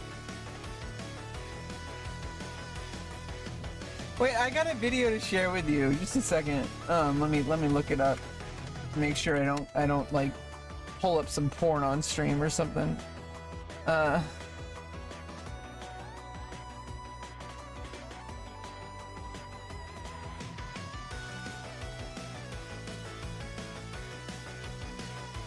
Okay, I need to show you this. This is a video from a while ago.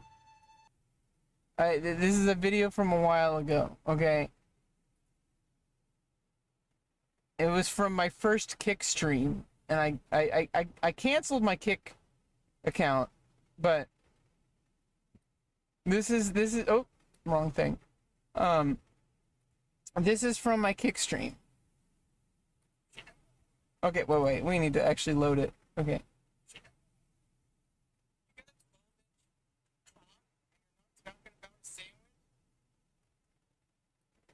Oh, you guys. Always having gay sex. Why don't you ever invite me? Oh, yeah. Oh, wait. You're not getting any audio. I don't think. Okay, you're not getting any audio. Just a second. Let me fix it. I know how to fix it.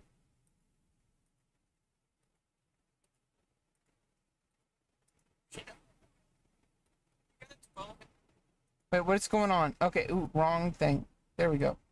Headphones. Okay, let's go. Let's try again. You got a 12-inch cock and you're not talking about a sandwich? Oh, you guys. Always having gay sex. Why don't you ever invite me? Oh, Vilma, I was gonna invite you, but, I was too busy. I was busy jacking off.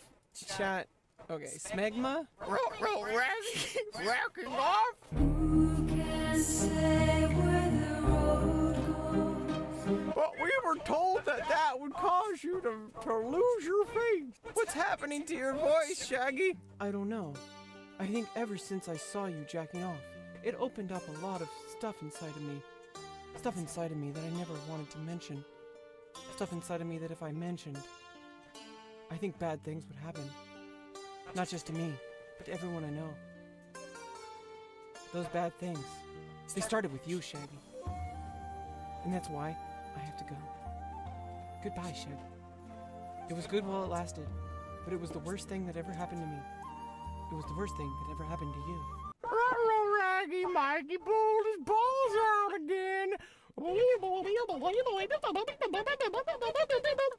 Oh no, I have ligma. Oh, I'm sorry. Look at him, look at him, look at him.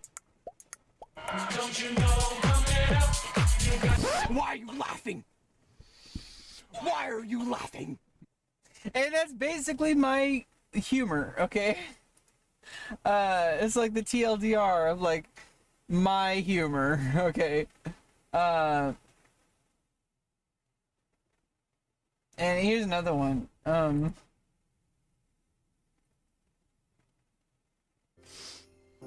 From the same stream. You gotta stick with your with your gut. You gotta bring yourself to where all the people are, and you say, hello, how are you? Hi, my name is Wide Peepo. Hi, my name is Keck W. We don't take kindly to you over here. Why? My name is Keck W. Oh, you can't say that. You can't say Keck W.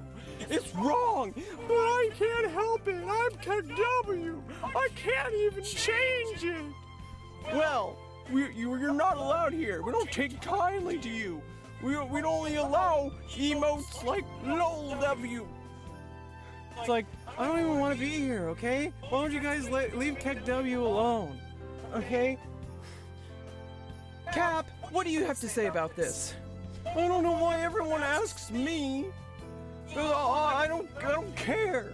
I just wanna watch the porn. I just wanna eat pizza and watch porn. Okay? Why are you doing this to me? Okay, well, why people happy? You have to understand.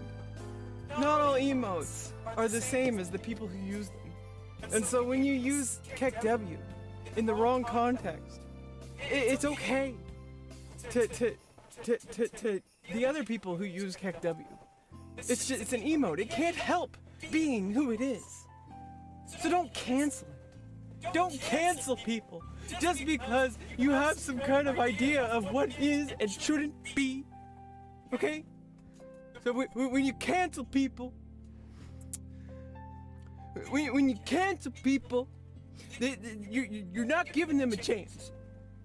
Okay? Like, KEKW can't help being KEKW. Okay? And that's facts. That's no cap. Okay? And this is all before surgery, by the way, so I'm cringing a little bit. But, like, for the most part, it's like, hey, like, you know, that is what it is.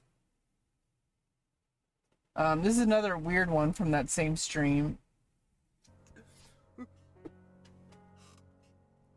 Basically, I was on Kick for my very first stream. It was after Trainwrecks went, like, super crazy about, like, promoting Kick. And, like, I basically just waited for people to respond. I was in Discord.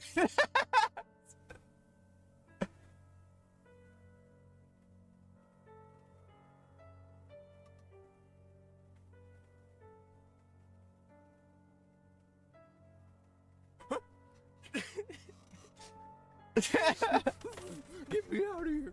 Get me out of here! I can't take it anymore! I can't take it! I can't take it!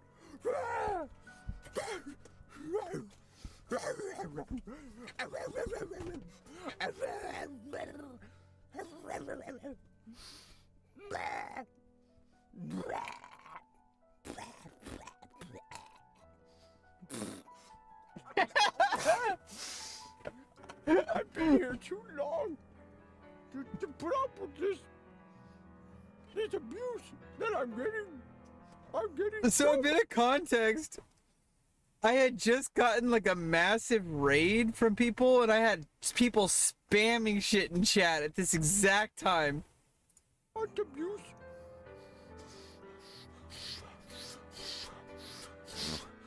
If you don't get your shit together and stop acting like weirdos in the chat, you need to get your shit together. Breaking Bad, anybody?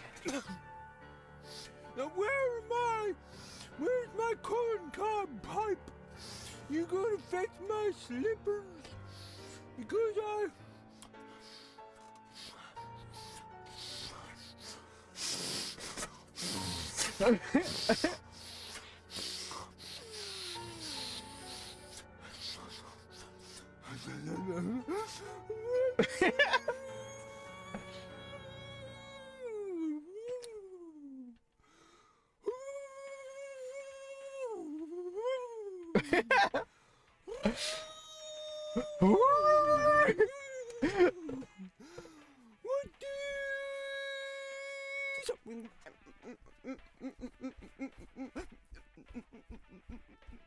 when I'm going to the store, I pick out a umbrella, and I put it in my pants, and I open it up, umbrella. You there over there, me over here, you don't know what's going on. I don't know what's going on.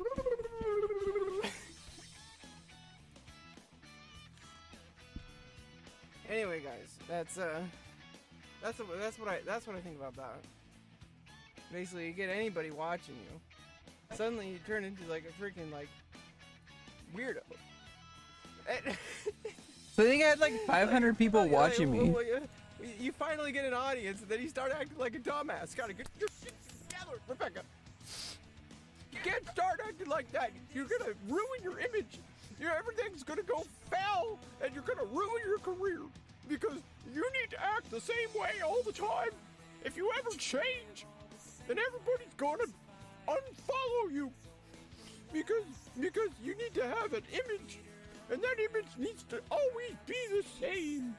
You can never deviate from it. You have to do it for 45 years, and then you have to retire by donating to a $20 billion charity.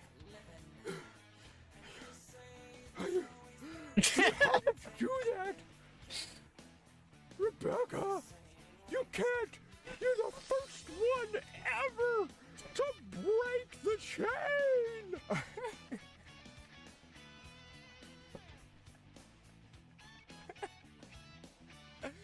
No. Stop it. Just stop it. Okay? Just stop it. Stop it. Just stop it. Just stop it. Stop it. Stop it. Stop it. Stop it.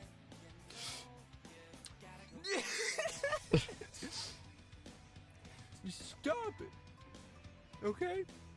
No more. It's time to stop. It's time to stop. It's time to stop, okay? It's time to stop. Where are your parents?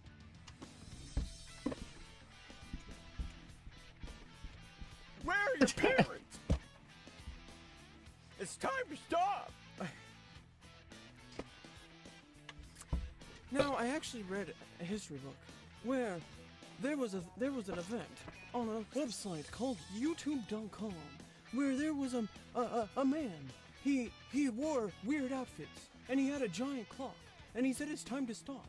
Now, what do you think of the academic implications of this? Okay, so when I was reading this with my colleagues at the college that I teach at because I have tenure,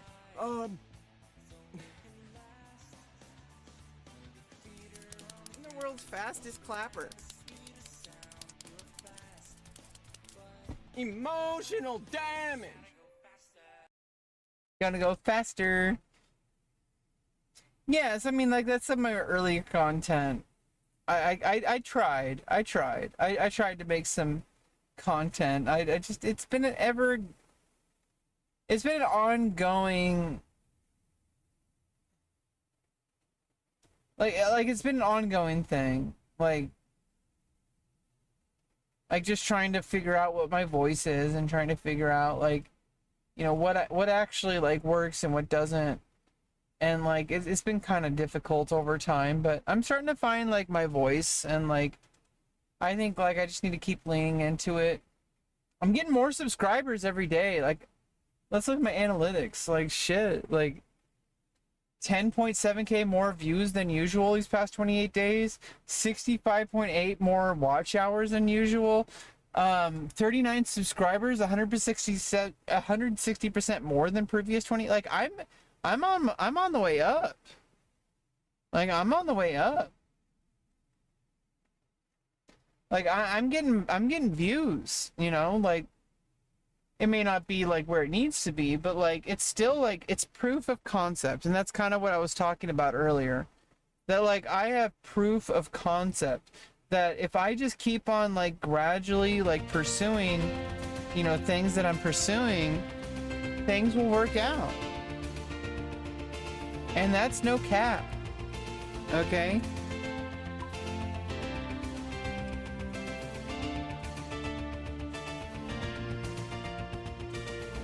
I got it going on. And regardless, I have systems in place to build stuff outside of, like, social media. Like, I'm not relying purely on social media. Like, I think that's, like, the biggest thing I need to remember. I got things coming from multiple angles. You know, I got support. I got things going on, so I can just chill, enjoy a few beers, and hang out with chat. Even when no one's here. Because I got stuff going on. I got proof of concept. And I'm making myself happy, and I'm making myself laugh. Even if nobody else laughs. That's really, like, something that you can't really quantify, because it's one thing if you're, like, popular with other people, but if you make yourself laugh, then you win regardless of, like, whether one person views or 10 million people view. If I made myself laugh, then that's what matters. Like, I'm enjoying myself, I'm enjoying my humor, I'm developing my humor, I'm developing my voice. Like, that's what matters. And yeah, like those videos I showed you earlier, that was like kind of a, at the time, that was where I was. It was before my facial surgery. It was definitely before my vaginoplasty, but I was enjoying the life I had at that moment. And like, that's where it was. And I remember being there too. Like that person mattered. And looking back, I can say things are better now, but I'm sure in the future me is going to look back and look at these videos or these clips, from these streams and be like, I remember what it was like being her, but I'm in a better place now, because that's the pattern I'm working with. That no matter what happens, I keep moving forward, I keep improving, I keep expanding. That is the pattern that is rebeccaloran, okay? And I need to really latch on to that, because that is truth. Like, that's just straight up truth.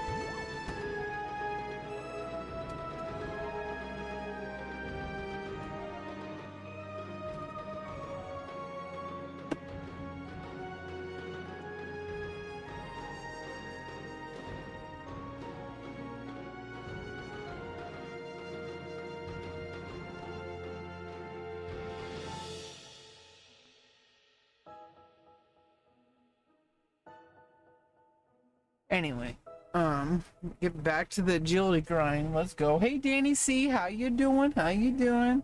We're just grinding some agility, having some Bud Lights. This is number 6. We also got some A&W root beer. It's like a special ice cream sundae, 0 sugar. It's basically chocolate soda. It's kind of interesting. I ate a whole fucking bag of Doritos. And we're on beer number 6, and we're just chilling. I had a great weekend. Life is good. Life is moving forward. It's not like good per se, but like it's moving forward. And nothing I do is going to make it happen faster. And I'm already doing a lot, and I'm not even expected to do those things. So by the people in my team who are like helping me and like stuff like that, I don't need to get all into it. I don't need to give you my life story, but this is my stream, and so I do kind of talk about stuff like that. I'm like autistic, and like I have very special needs, and in order to get access to the life I really need, I need some extra help. And that help is starting. It already kind of started, and it's just going to slowly get better and better and better as I work with these people, and as I get, like, especially once housing happens. There's nothing I can do to make it happen faster though. Like, yeah, I can earn some extra money. In the end of the day, there's still wait lists, and nothing I do can really make that faster. It's just a matter of waiting.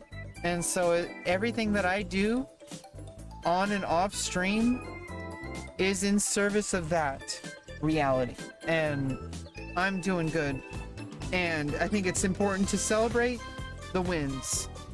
I made $112 this weekend, which doesn't sound like a lot, but it's not just about the money. It's about the progress. It's about the momentum.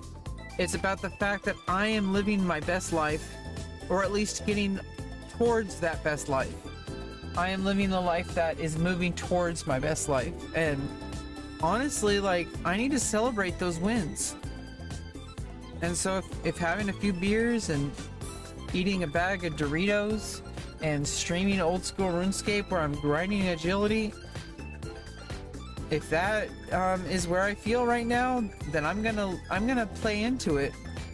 I'm gonna feel it, and I'm gonna love it, and enjoy it, and accept that I am not wasting time. I am not wasting energy. I am literally celebrating the things that I've earned, and that's really important. And other people might not agree, but they're losers. So whatever.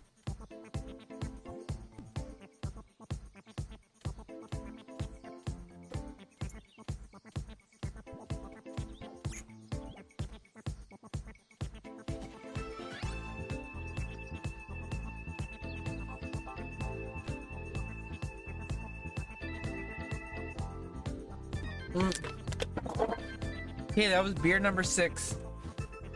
I'm out of beers. I got 6 more, but I want to save those for some other time. I don't really need to be I mean, we might dip into it, but let's just chill for a while. Drink some root beer. Okay. I mean, we might just like play until I get tired, then I'm gonna end the stream, and then I'm just gonna chill and sleep it off. I don't need to get extra drunk, okay? Like, I'm already pretty buzzed, okay? This tastes like a Tootsie Roll. Like, this tastes like a Tootsie Roll. It's like Tootsie Roll in soda form. Okay, this is actually kind of nice. I like it, actually. It's like a liquid Tootsie Roll.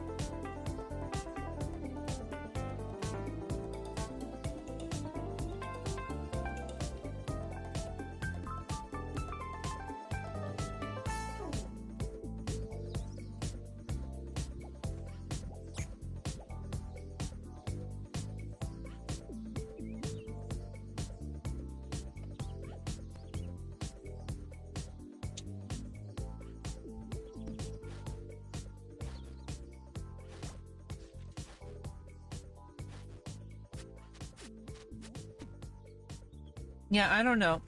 Obviously, some people are gonna disagree with everything I've said, but they don't live my life. They don't have all the information I have.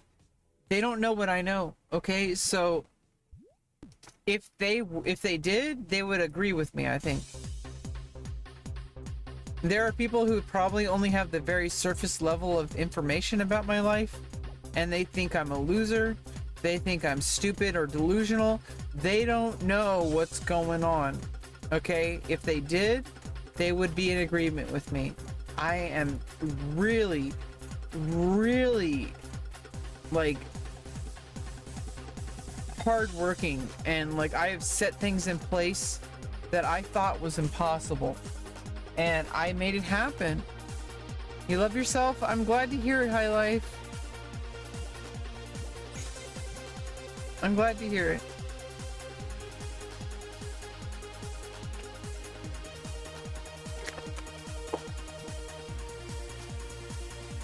We're just dropping cans in the corner of my room.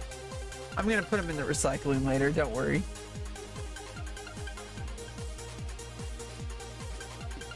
Love my body. Hell yeah. I know what that feels like. I'm so happy. Like, here's the thing is, like, I am the goal of like every single person out there, and I don't even realize it. I made changes to my life to have the body that I can be proud of, and to love myself and to respect myself. And I have gathered resources together in order to make a better life. Instead of giving up, and instead of like, you know, like doing the easy thing of like just, oh, you know, making excuses or like, you know, all that kind of stuff. And I did the hard work. I am exactly what everybody strives to be, and I lived it. I did the hard choices. I did the difficult tasks. I am literally where everyone strives to be. There's a couple things that need to happen, but those things are going to happen eventually because I trust myself and I know that I'm gonna get there. Even if I'm not gonna get there right now, even if I'm not gonna get there anytime soon, I know that I will get there. And all it is a matter of time, a matter of effort, a matter of following through. And I can trust myself because I already know that it's a proof of concept. This is an identity. This is who I am. I do what needs to be done. And if I don't know what needs to be done, I do whatever possible to find out what needs to be done. And this loop will get me through life more so than anybody else on this motherfucking planet. And as fucked up as life is right now, I am 20 times better off than most people. Like, the vast majority of people have no idea what they're doing. They have nothing in place. They have no backup plan. I am not them. I am not them. I am a fucking goddess. I'm a superhuman. I have done things that most people will never even dream of accomplishing, and I keep going. Your best friend brought you new bikini? Let's go! Love bikinis. I need to I haven't found the bottoms to my bikini. I have 2 bikini tops and I don't know where the bottoms are. I need more bikinis. Okay, that's the answer. I have a one piece. But I don't have any. I have 2 pieces where I don't know where the bottoms are. So I need new bikinis. That is the answer. Buy me more bikinis, chat.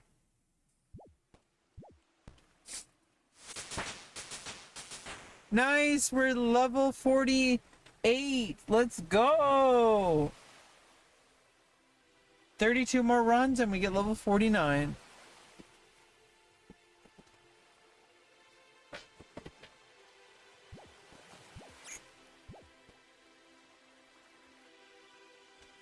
Oh, I almost grabbed my tit.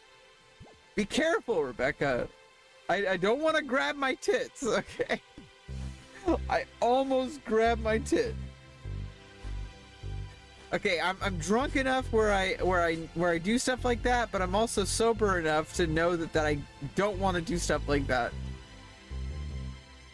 We're in the awesome zone where we're so drunk that we almost grab our tits, but we're sound of mind enough to not. That is the perfect place to be. I almost grabbed my tit. Did you see? You can go back in the VOD. You can see I almost grabbed my tit. Okay? This is how we know we've had enough beers. We're in the perfect zone. We're at the zone where we almost grab our tits, but we don't because we know we can't. If you go past that, you're too far. Before that, you're not far enough, okay? Jesus Christ, that's a lot of emotes, High Life. Face turquoise covering eyes, face turquoise covering eyes. That's too many emotes. Calm down. I'm just kidding. Be yourself, love yourself. Live your best life, High Life.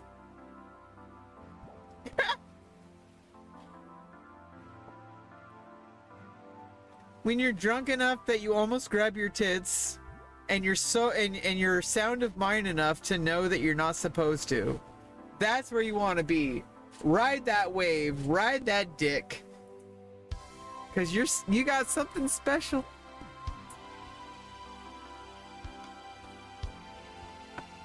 Ride that dick, chat. Ride that dick. I'm just gonna keep. I'm not even gonna like. We're just sticking with that. How do you feel about that? I just said ride that dick, chat. Are you guys okay with that? Are we just sticking with that?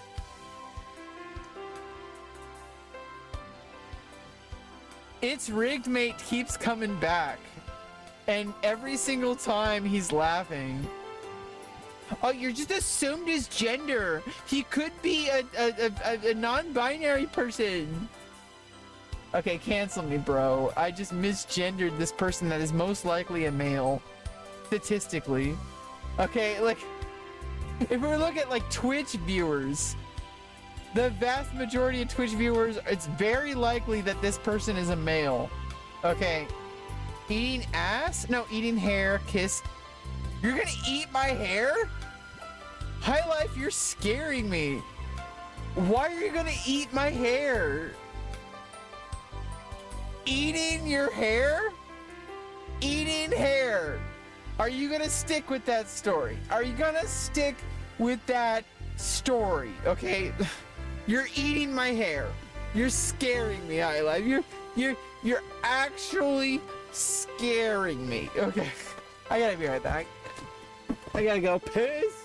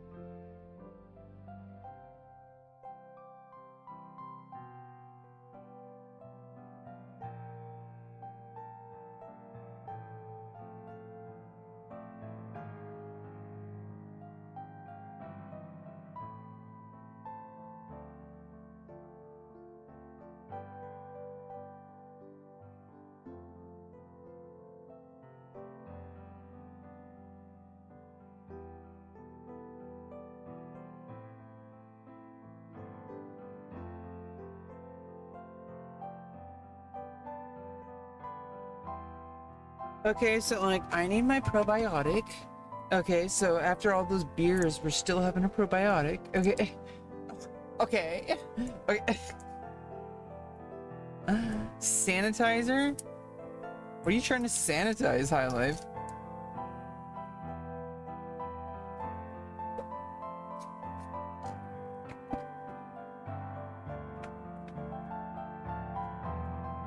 Fuck, I am like straight up drunk.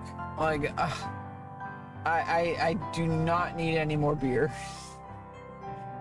I don't give a fuck. I'm sober enough though that I'm not gonna grab my tits. Okay, so you guys can deal with that however you will.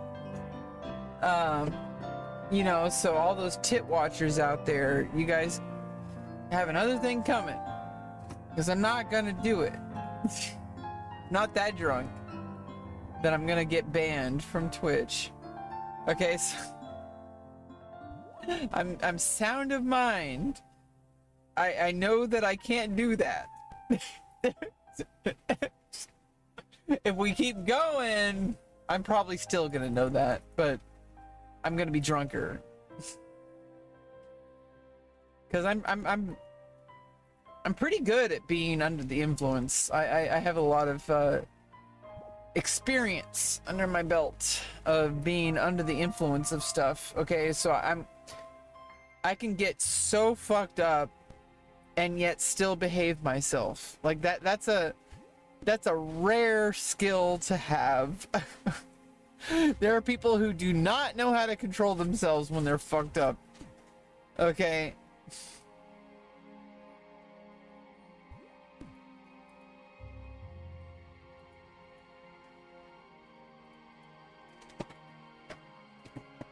They'll start getting naked on stream.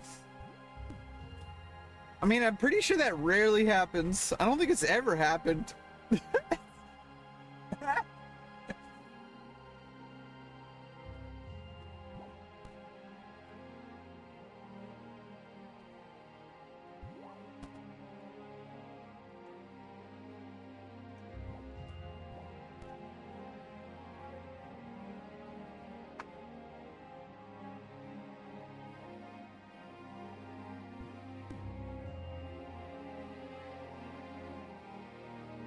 I mean, lovely and agility is a good fallback, you know, like no matter what happens, regardless of where I am, agility is getting leveled.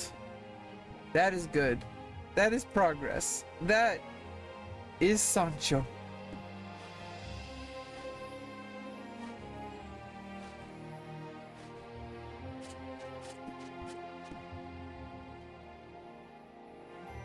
You know what's fucked up is one time when I worked at like a drugstore, like a grocery store, drugstore place, there was like a woman I worked with that called me Sancho, and this is when I had I told her that I was this is like in the time of my life when I was like trans, but like I came out as trans to people, but I wasn't like ready. This was like 18 years ago or so, but she called me Sancho, and she did it over the loudspeaker.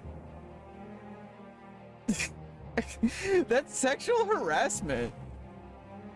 Like, and everybody was just rolled with it. Like,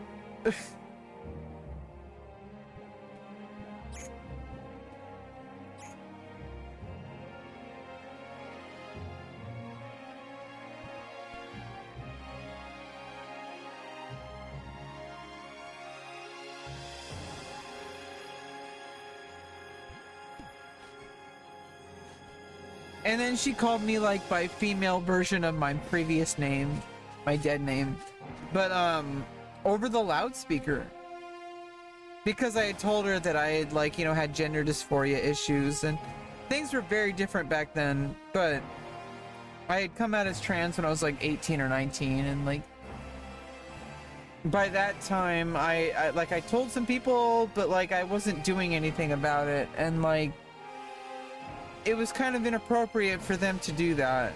You know, people would do stuff like that. They would like act like it was a big joke, and it's like, whatever, people are gonna do that, but it was kind of fucked up. But the fact that she called me Sancho at the workplace, like, it's kind of fucked up. Like,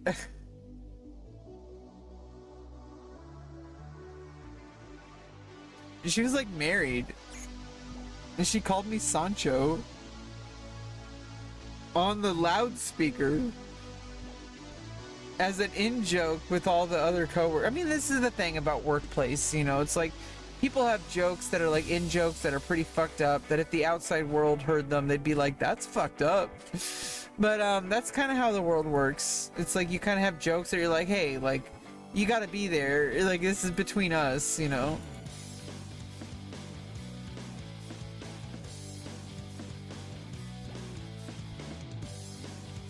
And this was my previous life, so this is like, I'm well past that part of my life. That was a very different part of my life, okay? Fundamentally different, and like, I am so past that. And I'm ready to find like the good parts of that and put them into my current life.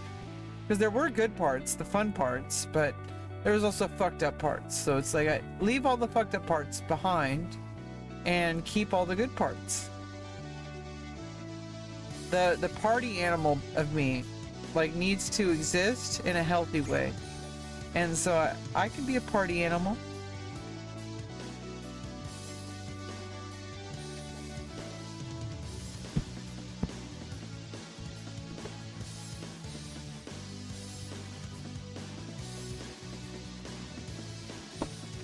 Oh, we need some more water.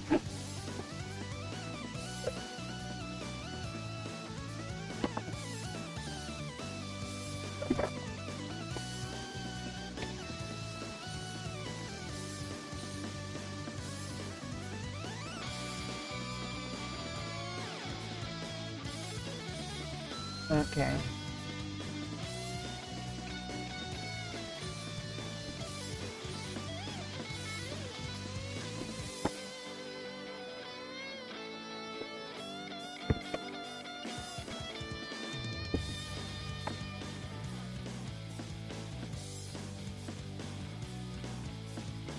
Yeah, I'm just chilling.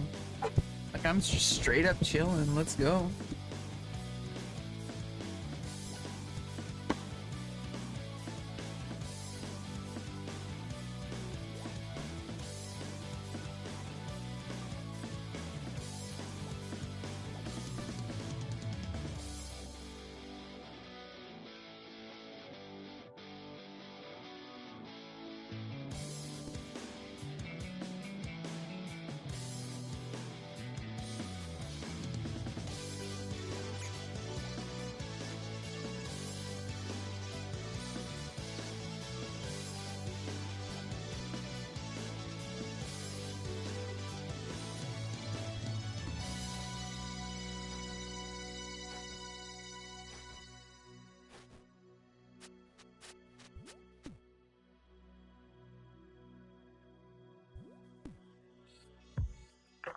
Market Grace, let's go.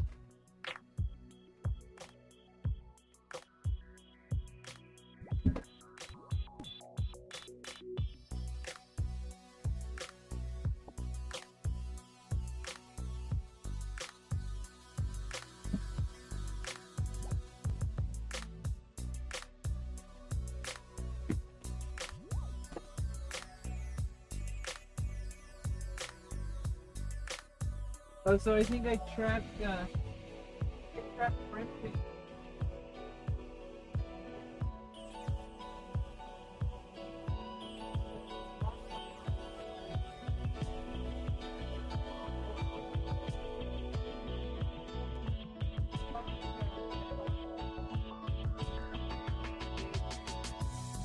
Yeah.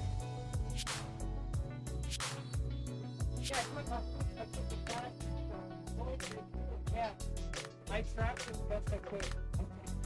So I think Princeton, that's his final resting spot. I hope. Yeah, so we're getting rid of Brempton. Mouse. Been terrorizing my home.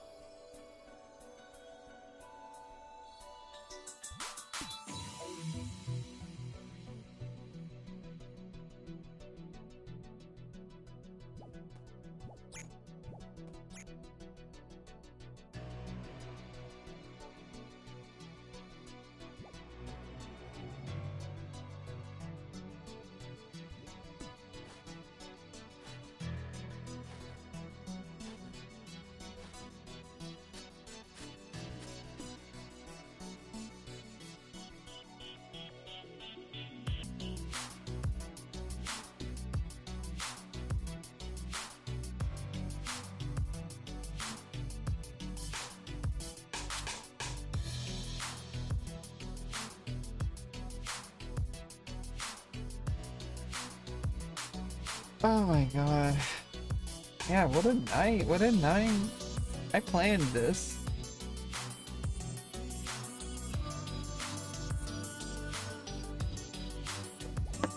You know what? I'm not going too crazy. That's like the thing. It's like, even though I'm like kind of like, you know, buzzed and stuff, like I'm not too crazy. Like I'm kind of like in control. We should change that. Yo, yo, yo, what's up, Sin? How you doing? Yeah, we've been, I've kind of had 6 beers tonight. Bud Light. It is light beer, so it's basically water. I had a great weekend. I made like $112, and like I'm just kind of just celebrating my progress in life in general. And like, you know, I had a whole bag of Doritos.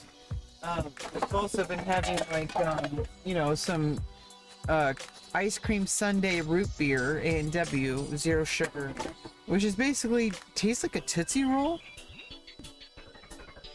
And I've been having beers, and we have 6 more beers, but I don't know if I'm gonna drink them. I think I'm gonna have at least one more. But I'm so drunk that I almost grabbed my tits, but I'm on stream, but I am sound of mind enough to know to not do that. So that we're in the perfect zone right now. So I don't want to mess with that, but with enough time we'll start to sober up, and so we need to do something about that, and we need to get those beers to continue coming in. Productive day. Yeah, I got super, like I said, I told you on Discord, like I've been writing my soul gems, you know, like stuff from my GitHub. I've been writing some drafts to the lore, like for that. Like I have 4 pages of the first chapter, and I've drafted up the first 4 pages, and it's getting really good. And the fact that it's not even about like the quality even for a first draft is pretty damn good, and according to ChatGPT it's professional level. But I guess I'm pretty good of a writer. I don't want to like blow smoke up my own ass, but I'm pretty good at writing. I just need to actually be consistent and finish. I know, but I wanted to make it about me. Today was a good day for you, productive day. You got your first check from Twitch. Yeah, that's good. That's always good. I would say to treat, like, I think I was talking to you before, treat Twitch like something that is like, basically it is a representation of wherever you are in life. Don't treat it as the end all be all. Don't treat it as a center. Unless you start getting into like, you know, you're making like thousands of viewers and you got sponsorships. That's a different world, okay? Like, we're not talking about that. If you're anything less than that, like getting sponsorships and shit, you should not treat it as like an income source. You should not treat it as a career path. You need to find something that will get you clout and that will get you like a career path. And for you, you know, you could be a Dungeons and Dragons professional DM. That has nothing to do with Twitch. That is something that exists outside of Twitch. And like, if you want to be a DM, people will pay you money for that. And if you blend that into your Twitch channel, you can make even more progress. But it is supplementing what already is. And I think that's the best way to think of Twitch. That's the best way to think of Twitch, is that it's supplementing what already is. And if you don't really have anything elsewhere, then Twitch is really going to be kind of empty for you. You're going to have like 1 or 2 viewers. And that's okay, because that's kind of, if you have nothing, it's not like it's not saying anything bad about you. It's just saying that this is where your clout is. But if you have a network of people and you do like Dungeons and Dragons on your stream and you like DM, people will pay money for DMs. Not everybody will want to be on stream, but there will be people who are okay with that, or more than willing to do that. There are going to be people who want to be on stream.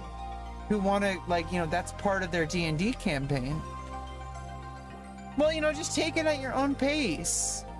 A D&D DM, you might not be there now, but as time goes on, you might be. And I think that's like really important to recognize that you are not your end goal. You are where you are right now. And it's important to recognize that, because if you don't, like, why do you even do anything that you do? Why do you do Dungeons and Dragons at all? It's like, you could be you could find a DM, you could hire a DM, and that person might in the future be you. But right now, you want to do a campaign. You want to be your Death Knight. Well, then you can hire or at least find a DM, and you might do it off stream. You might do it on stream. But eventually, you might be willing to do it on stream, and you might start building something where you find somebody to do a campaign with you on your Twitch stream. And you can find people that want to be a part of that and keep building on that. And it has nothing to do with Twitch. It could exist if Twitch ceased to exist. You would still have that Dungeons and Dragons group. You would still be able to show up and do that. And if you became a DM, you could make a living potentially, or at least a side income as a DM. People pay money for DMs. That's a real thing. That is a legitimate job. Like, people pay money for dungeon masters, and especially if you're good. And that could be you at first. Like, you could be the one paying them, and then you see what it's like from the other side. And that even gives you a better vantage point, because now you know what it's like for the people that are paying money for it. When you fill that role, you'll remember and be able to draw upon the experience of the people that are spending money on you, which is a extremely powerful skill to have. So I really do believe in you, Zero, but like, I want you to find what you truly want out of life. Don't treat Twitch as something that you need to do. Treat it as something that you want to do. And don't try to say like, oh, I need to play this game because it's popular. Don't do that. Find something that matches what you truly want out of life and make Twitch work for you. Make it work around your schedule. Make it work around what you want out of it. Yeah, I mean, this is my 6 beer wisdom. Okay, take it or leave it. This is 6 years of streaming on Twitch and being on social media and getting banned from Discords. Like, I'm banned from both NMP and Soda Poppin's Discord. And now I took a risk by opening up that night when I talked to you. I thought I might get banned for opening up on, because I've been banned from both Nick and Soda Poppin's Discord. Okay, because I'm too open. Because I talked about things too much, because I was a little bit too emotional. But things are a little different, it seems, on the Punching Down podcast Discord. I think we got a different vibe going there, and also I'm a different vibe. You know, I'm a different person than I was when I got banned. That was a couple of years ago. How the fuck did you make that happen? I kept using Discord as a journal, as a diary, and I kept on repeating myself even after I got warned that I should not treat it like a diary. I kept using it like a diary, and I didn't know what I was doing wrong, but I fucked around too many times, and I got banned from both of their Discords. Actually, I think I only got banned from Soda Poppin's Discord because somebody thought it was weird that I had a dream where Soda Poppin was there. And that I was like, that I was a furry sympathist. Okay, like, sympathizer. Okay, I think that's why I got banned, because somebody thought I was parasocial. But I think they were wrong. I didn't get banned from their Twitch chat, though. The Twitch chat, like, even the offliners, they liked me. So, I mean, I think I must be doing something right. I think it was just the Discord was like, nope, we've had too much. But now we're in a different dynamic. There's the Punching Down podcast. That's a completely different dynamic. I'm trying to behave myself. Okay, I'm being a good girl. Okay, but yeah, I don't even know why I got banned. Someone was said that's that freak that had a dream where soda pop it like that, and I think like one of the moderators at the time just like kind of like banned me like at that specific moment. So it was like wrong place, wrong time. I mean, I might be unbanned. I don't know. I don't really check those things. I might not be unbanned. I don't know. I don't really care. I mean, I say I don't care, but I probably care. It's less about the fact that I don't have access to the Discord. It's more because it's like it makes me feel like I'm a bad person for getting banned. But then again, there's a lot of freaks on Discord, so if I got banned, is it really the end of the world? I don't really know. I just do my own thing, and I think I've changed since then. I'm a little bit less parasocial. I'm a little more parasocial in some ways, but I'm a little bit less unhinged. And I'm also, I work with a therapist, okay, like every week, and I have a team of people I work with in real life, and like, I don't really need to use Discord that way anymore. I used to abuse it, but I'm done with my surgery now. Okay, like I have a fucking vagina.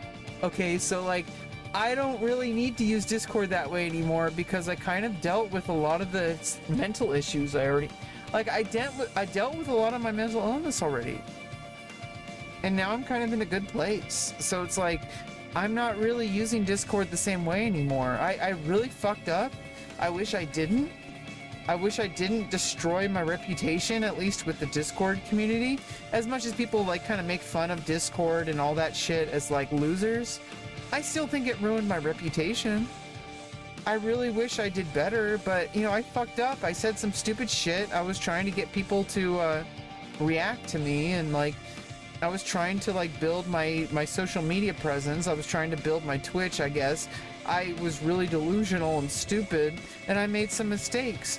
But you know, I'm not that person anymore, and you know, I might still be banned from, you know, the from Nick's Discord and from Soda's Discord.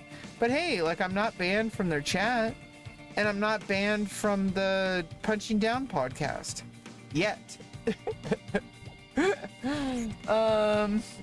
Yeah, no, I was just, I was like really spamming with my own personal information, and I was like trauma dumping. It was really not good. Many fake ass people I don't need in my life. Yeah, I mean, I don't know. I really think that it's like, you just gotta be yourself, and sometimes you fuck up and you find out, and you just kind of move forward the best you can. And honestly, it's not really the end of the world if you really think about it. It's just a bunch of random strangers on Discord. If it truly mattered, like, what am I worried that like I'm not gonna be able to talk to Nick or Chance? Like, they're probably not gonna want to talk to me. I don't want to sell myself short. Okay, I'm kind of a unique individual.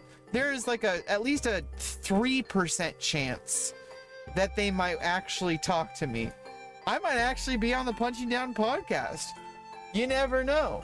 But, you know, there's at least a 3% chance, which is a lot more than most people. I mean, I'm a trans woman who's gone through surgeries.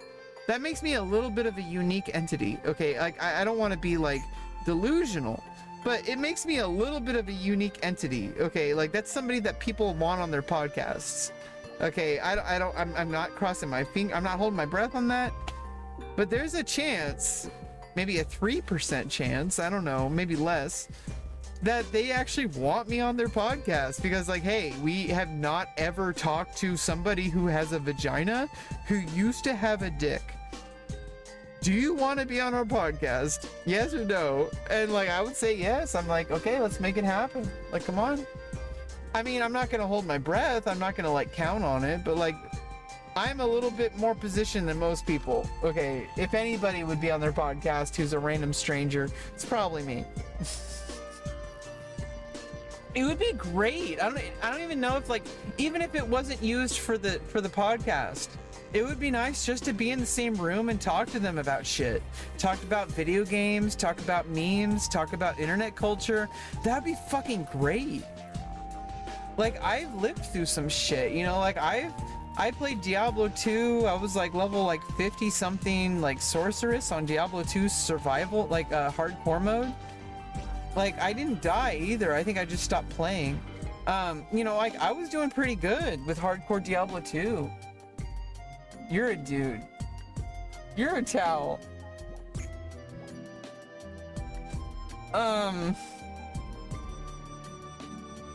Yeah, I mean, I think it would be pretty cool though to talk to people who are kind of like, they're not the same as me. They're definitely like more successful. But I feel like we live in the same world.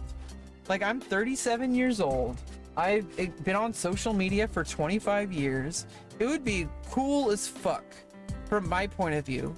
Maybe not for theirs, but like, it would be cool as fuck to be in the same room as either Nick or Chance, let alone both of them. To be able to be in the same room as them and Finn, who is like very experienced as the camera guy for like a lot of OTK events. To be in the same room as those people would be such a big fucking deal. I would nerd out so hard. And just to have the kind of conversations and like, hey, like, here's my perspective on things. What's your perspective on that? And like, just the back and forth that might happen. That would be crazy. And maybe that's a little parasocial. Maybe it's a little bit of a delusion. Whatever. I'm allowed to have those. I'm allowed to feel happy about my delusions, okay? But I also think it's not too crazy. I mean, I've been on social media for 25 years. I've been in the OTK various discords for like the past like 4 or 5 years. I've been banned from a few discords. So, you know, I'm, you know, like I've been around, you know, like I've been banned from a few discords. That's a good sign. You know, you know, I'm not afraid to, you know, stretch the envelope a little bit or stretch the butthole or a little bit. Yeah.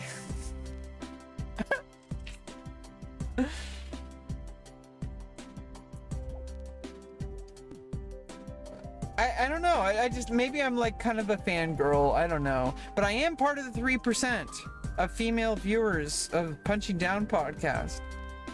So I got potential. Like, I mean, just the fact that I'm one of the 3% of people who are female who watch the, you know, there's a 3% chance at least that they will want to talk to me on the podcast. I am holding out hope for that. Don't judge me. Okay. I'm mostly memeing, but kind of not. I don't know. I'm a little bit delulu. Get used to it. This is your first time on my stream. You have no idea. No idea. And I am a little bit buzzed. I think I need another beer, to be honest. Maybe I'll wait it out a little bit.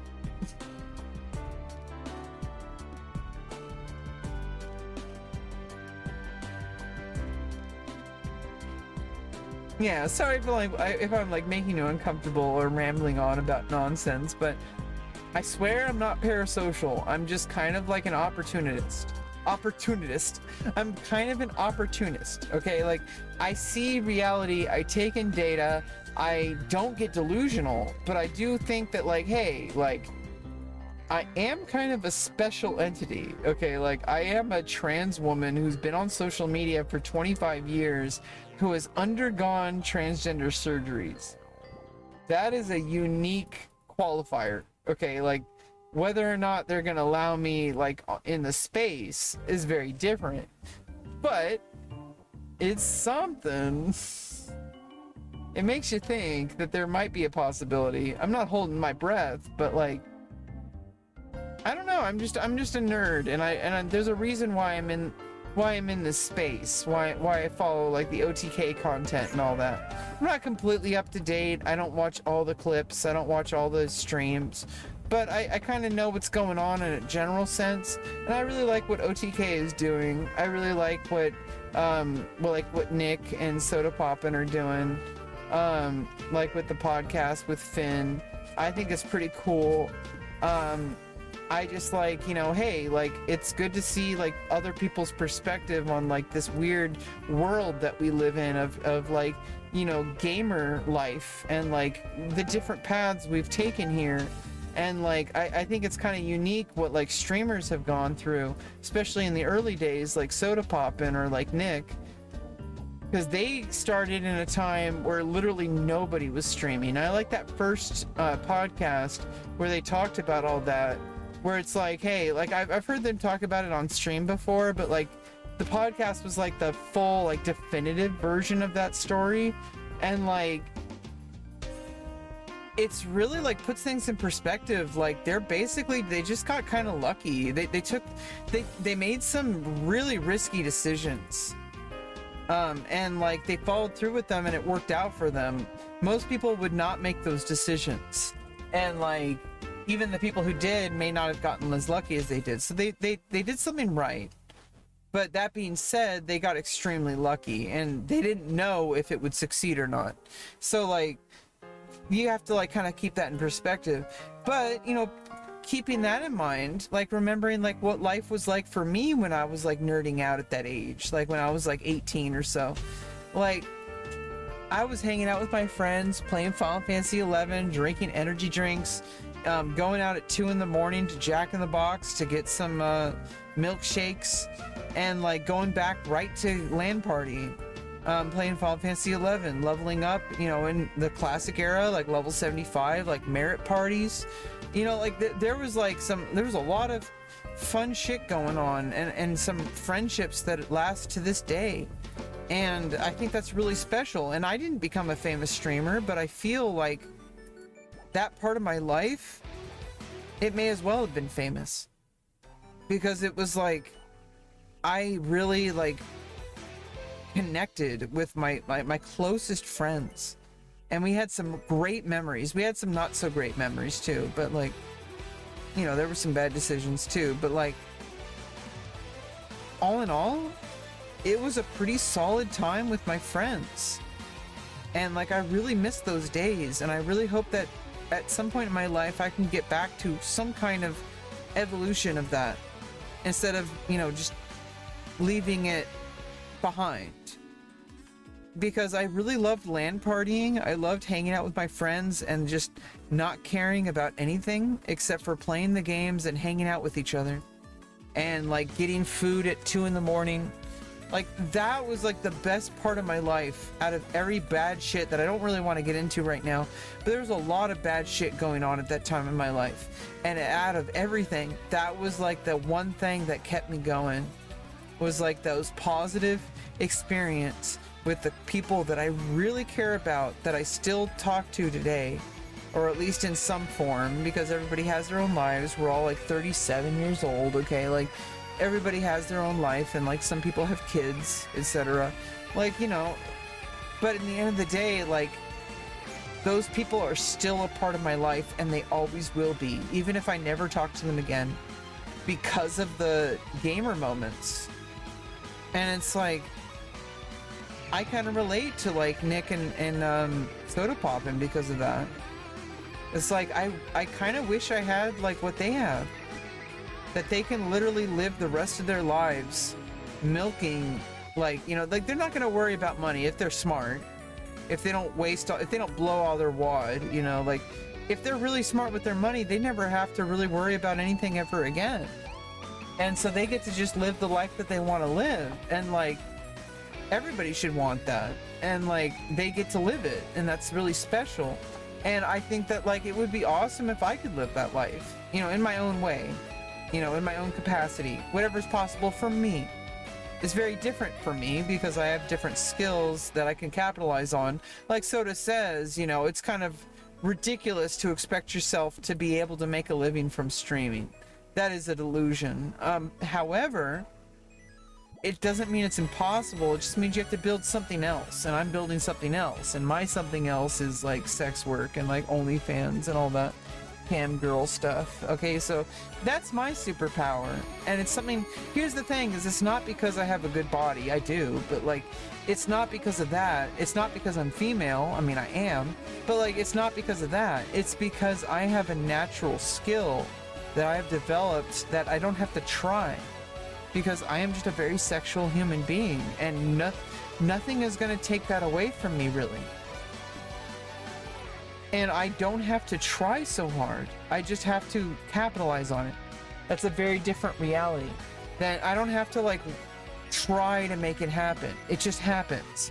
It happens whether I try or not. And accepting that is not like a failing. Accepting that is a success. And I'm gonna make success in my way. It doesn't make it any better or worse than what people like Soda Poppin' did. He was like the first of the first. Yeah, like he's the most OG Twitch streamer, really, because he was there on Xfire and like Justin TV and like all that. So it's like he was a pioneer. And back then, like they said on the first episode, nobody had any kind of understanding of ever getting money from it. It was literally just sharing your video gameplay, like your gameplay, so, because you wanted to like just be an internet goon, okay? Like it had nothing to do with any kind of career path or anything. So it's like if you keep that in mind, I don't think you will ever fail on Twitch. If you understand that Twitch is not the path, it is only part of the path. And like whatever that might be depends on whatever else you do in life. And so I don't want you to make the same kind of mistakes I made. Maybe nothing can change that. But I know that you're like kind of new to streaming. Not so new, but you're newer than me. And I'm more experienced. I've been streaming for 6 years. Okay, I kind of learned some things. I made it work for me. I'm not streaming for the same reasons as other people. I'm streaming for very personal reasons. And I don't have to justify it or explain it, but I am. And I just want you to understand that if you really want to make streaming work, stop making streaming work. Like, make your life work. Make other parts of your life work. And bring that to your stream. Focus on yourself. Focus on your life. Focus on what makes you happy and what brings you income. And then bring that somehow, in whatever form that might take, to your Twitch stream. Because then you never fail. Because you're not relying on Twitch to make you successful. You're successful because of the other things you've done with your life. And that's the only thing I could really tell somebody who's like trying to make streaming work, is stop trying to make streaming work. Make your life work. And then bring it to Twitch. Like, show people what you got. Like, show us what you've got. Show us what you've got. You know, it's like that, right? Kinda, I guess. I don't know.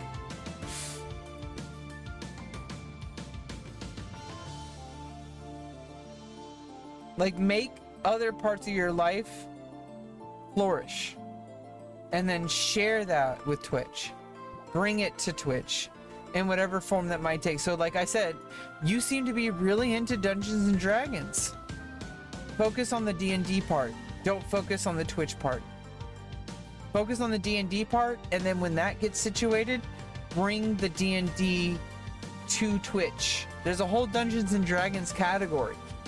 I think if you really focus on the D&D part of your life, which just seems to be like something really important to you, bring that to Twitch, but as an afterthought.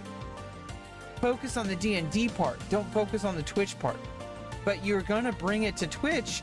There's a thriving community of D&Ders on Twitch. You could have interactive streams. You could have like, you know, like guides. You could have like, you know, performances. You can have all sorts of D&D stuff happening on your stream, and you will grow. But if you put your success in Twitch, you're already off on the wrong foot. If you put your success on the D&D, then even if you weren't streaming, you would be considered a success because you're part of the D&D community. You're building your portfolio as a D&D player and as a D&D DM. And if you especially if you start DMing, you could not stream a single day of the rest of your life, and you could make that work for you. Because some people, if they're skilled at being a dungeon master, they can make an entire fucking living off of it without ever running a single Twitch stream. And so if you can get that to happen, then think about how much that can add to it when you do add Twitch to it. And that's like, I don't know how many times I can repeat myself, but that's basically how you should think of Twitch, is you're augmenting what already is. You're not trying to create something from nothing. The nothing is something you create and then you bring it over to Twitch. If you do that, you will never fail. Because whatever you succeed at outside of Twitch, even if you got 0 success from Twitch in that area, you've already succeeded, so you don't need to worry. And I don't know, I'm repeating myself, so we already leveled up a bunch of times. I'm kind of done. I'm kind of done. I don't want to have another beer or anything. Yeah, Zero Sin, thanks for stopping by. I really enjoyed the stream today. We streamed a lot. We drank 6 beers and a few root beers, and we talked about a bunch of random shit I'm probably gonna regret later. No, probably not. But, I had a good time. And I hope you did too. I love chatting with you, and I hope whatever I said helped. I don't know, I love streaming. I love being a part of communities. I got stuff working for myself and moving my life forward that I never had before. I am making progress in ways that I never really truly made progress in before. And I think like today was kind of a celebration of that, where I had like 6 beers and a bag of Doritos. Okay, so like, you know, having fun on stream. I colored my hair yesterday, so it's like you can see it's like a dark red. I like it. It's good. And I feel good. I made $112 this weekend, so let's go. You know, $112 doesn't sound like a lot, but it's a lot when I haven't made anything online for a long time. And I know where my priorities are, and I'm focusing on those. And you know, every now and then having a few beers is not the end of the world. Okay, I got my head on straight. Anyway, bye bye.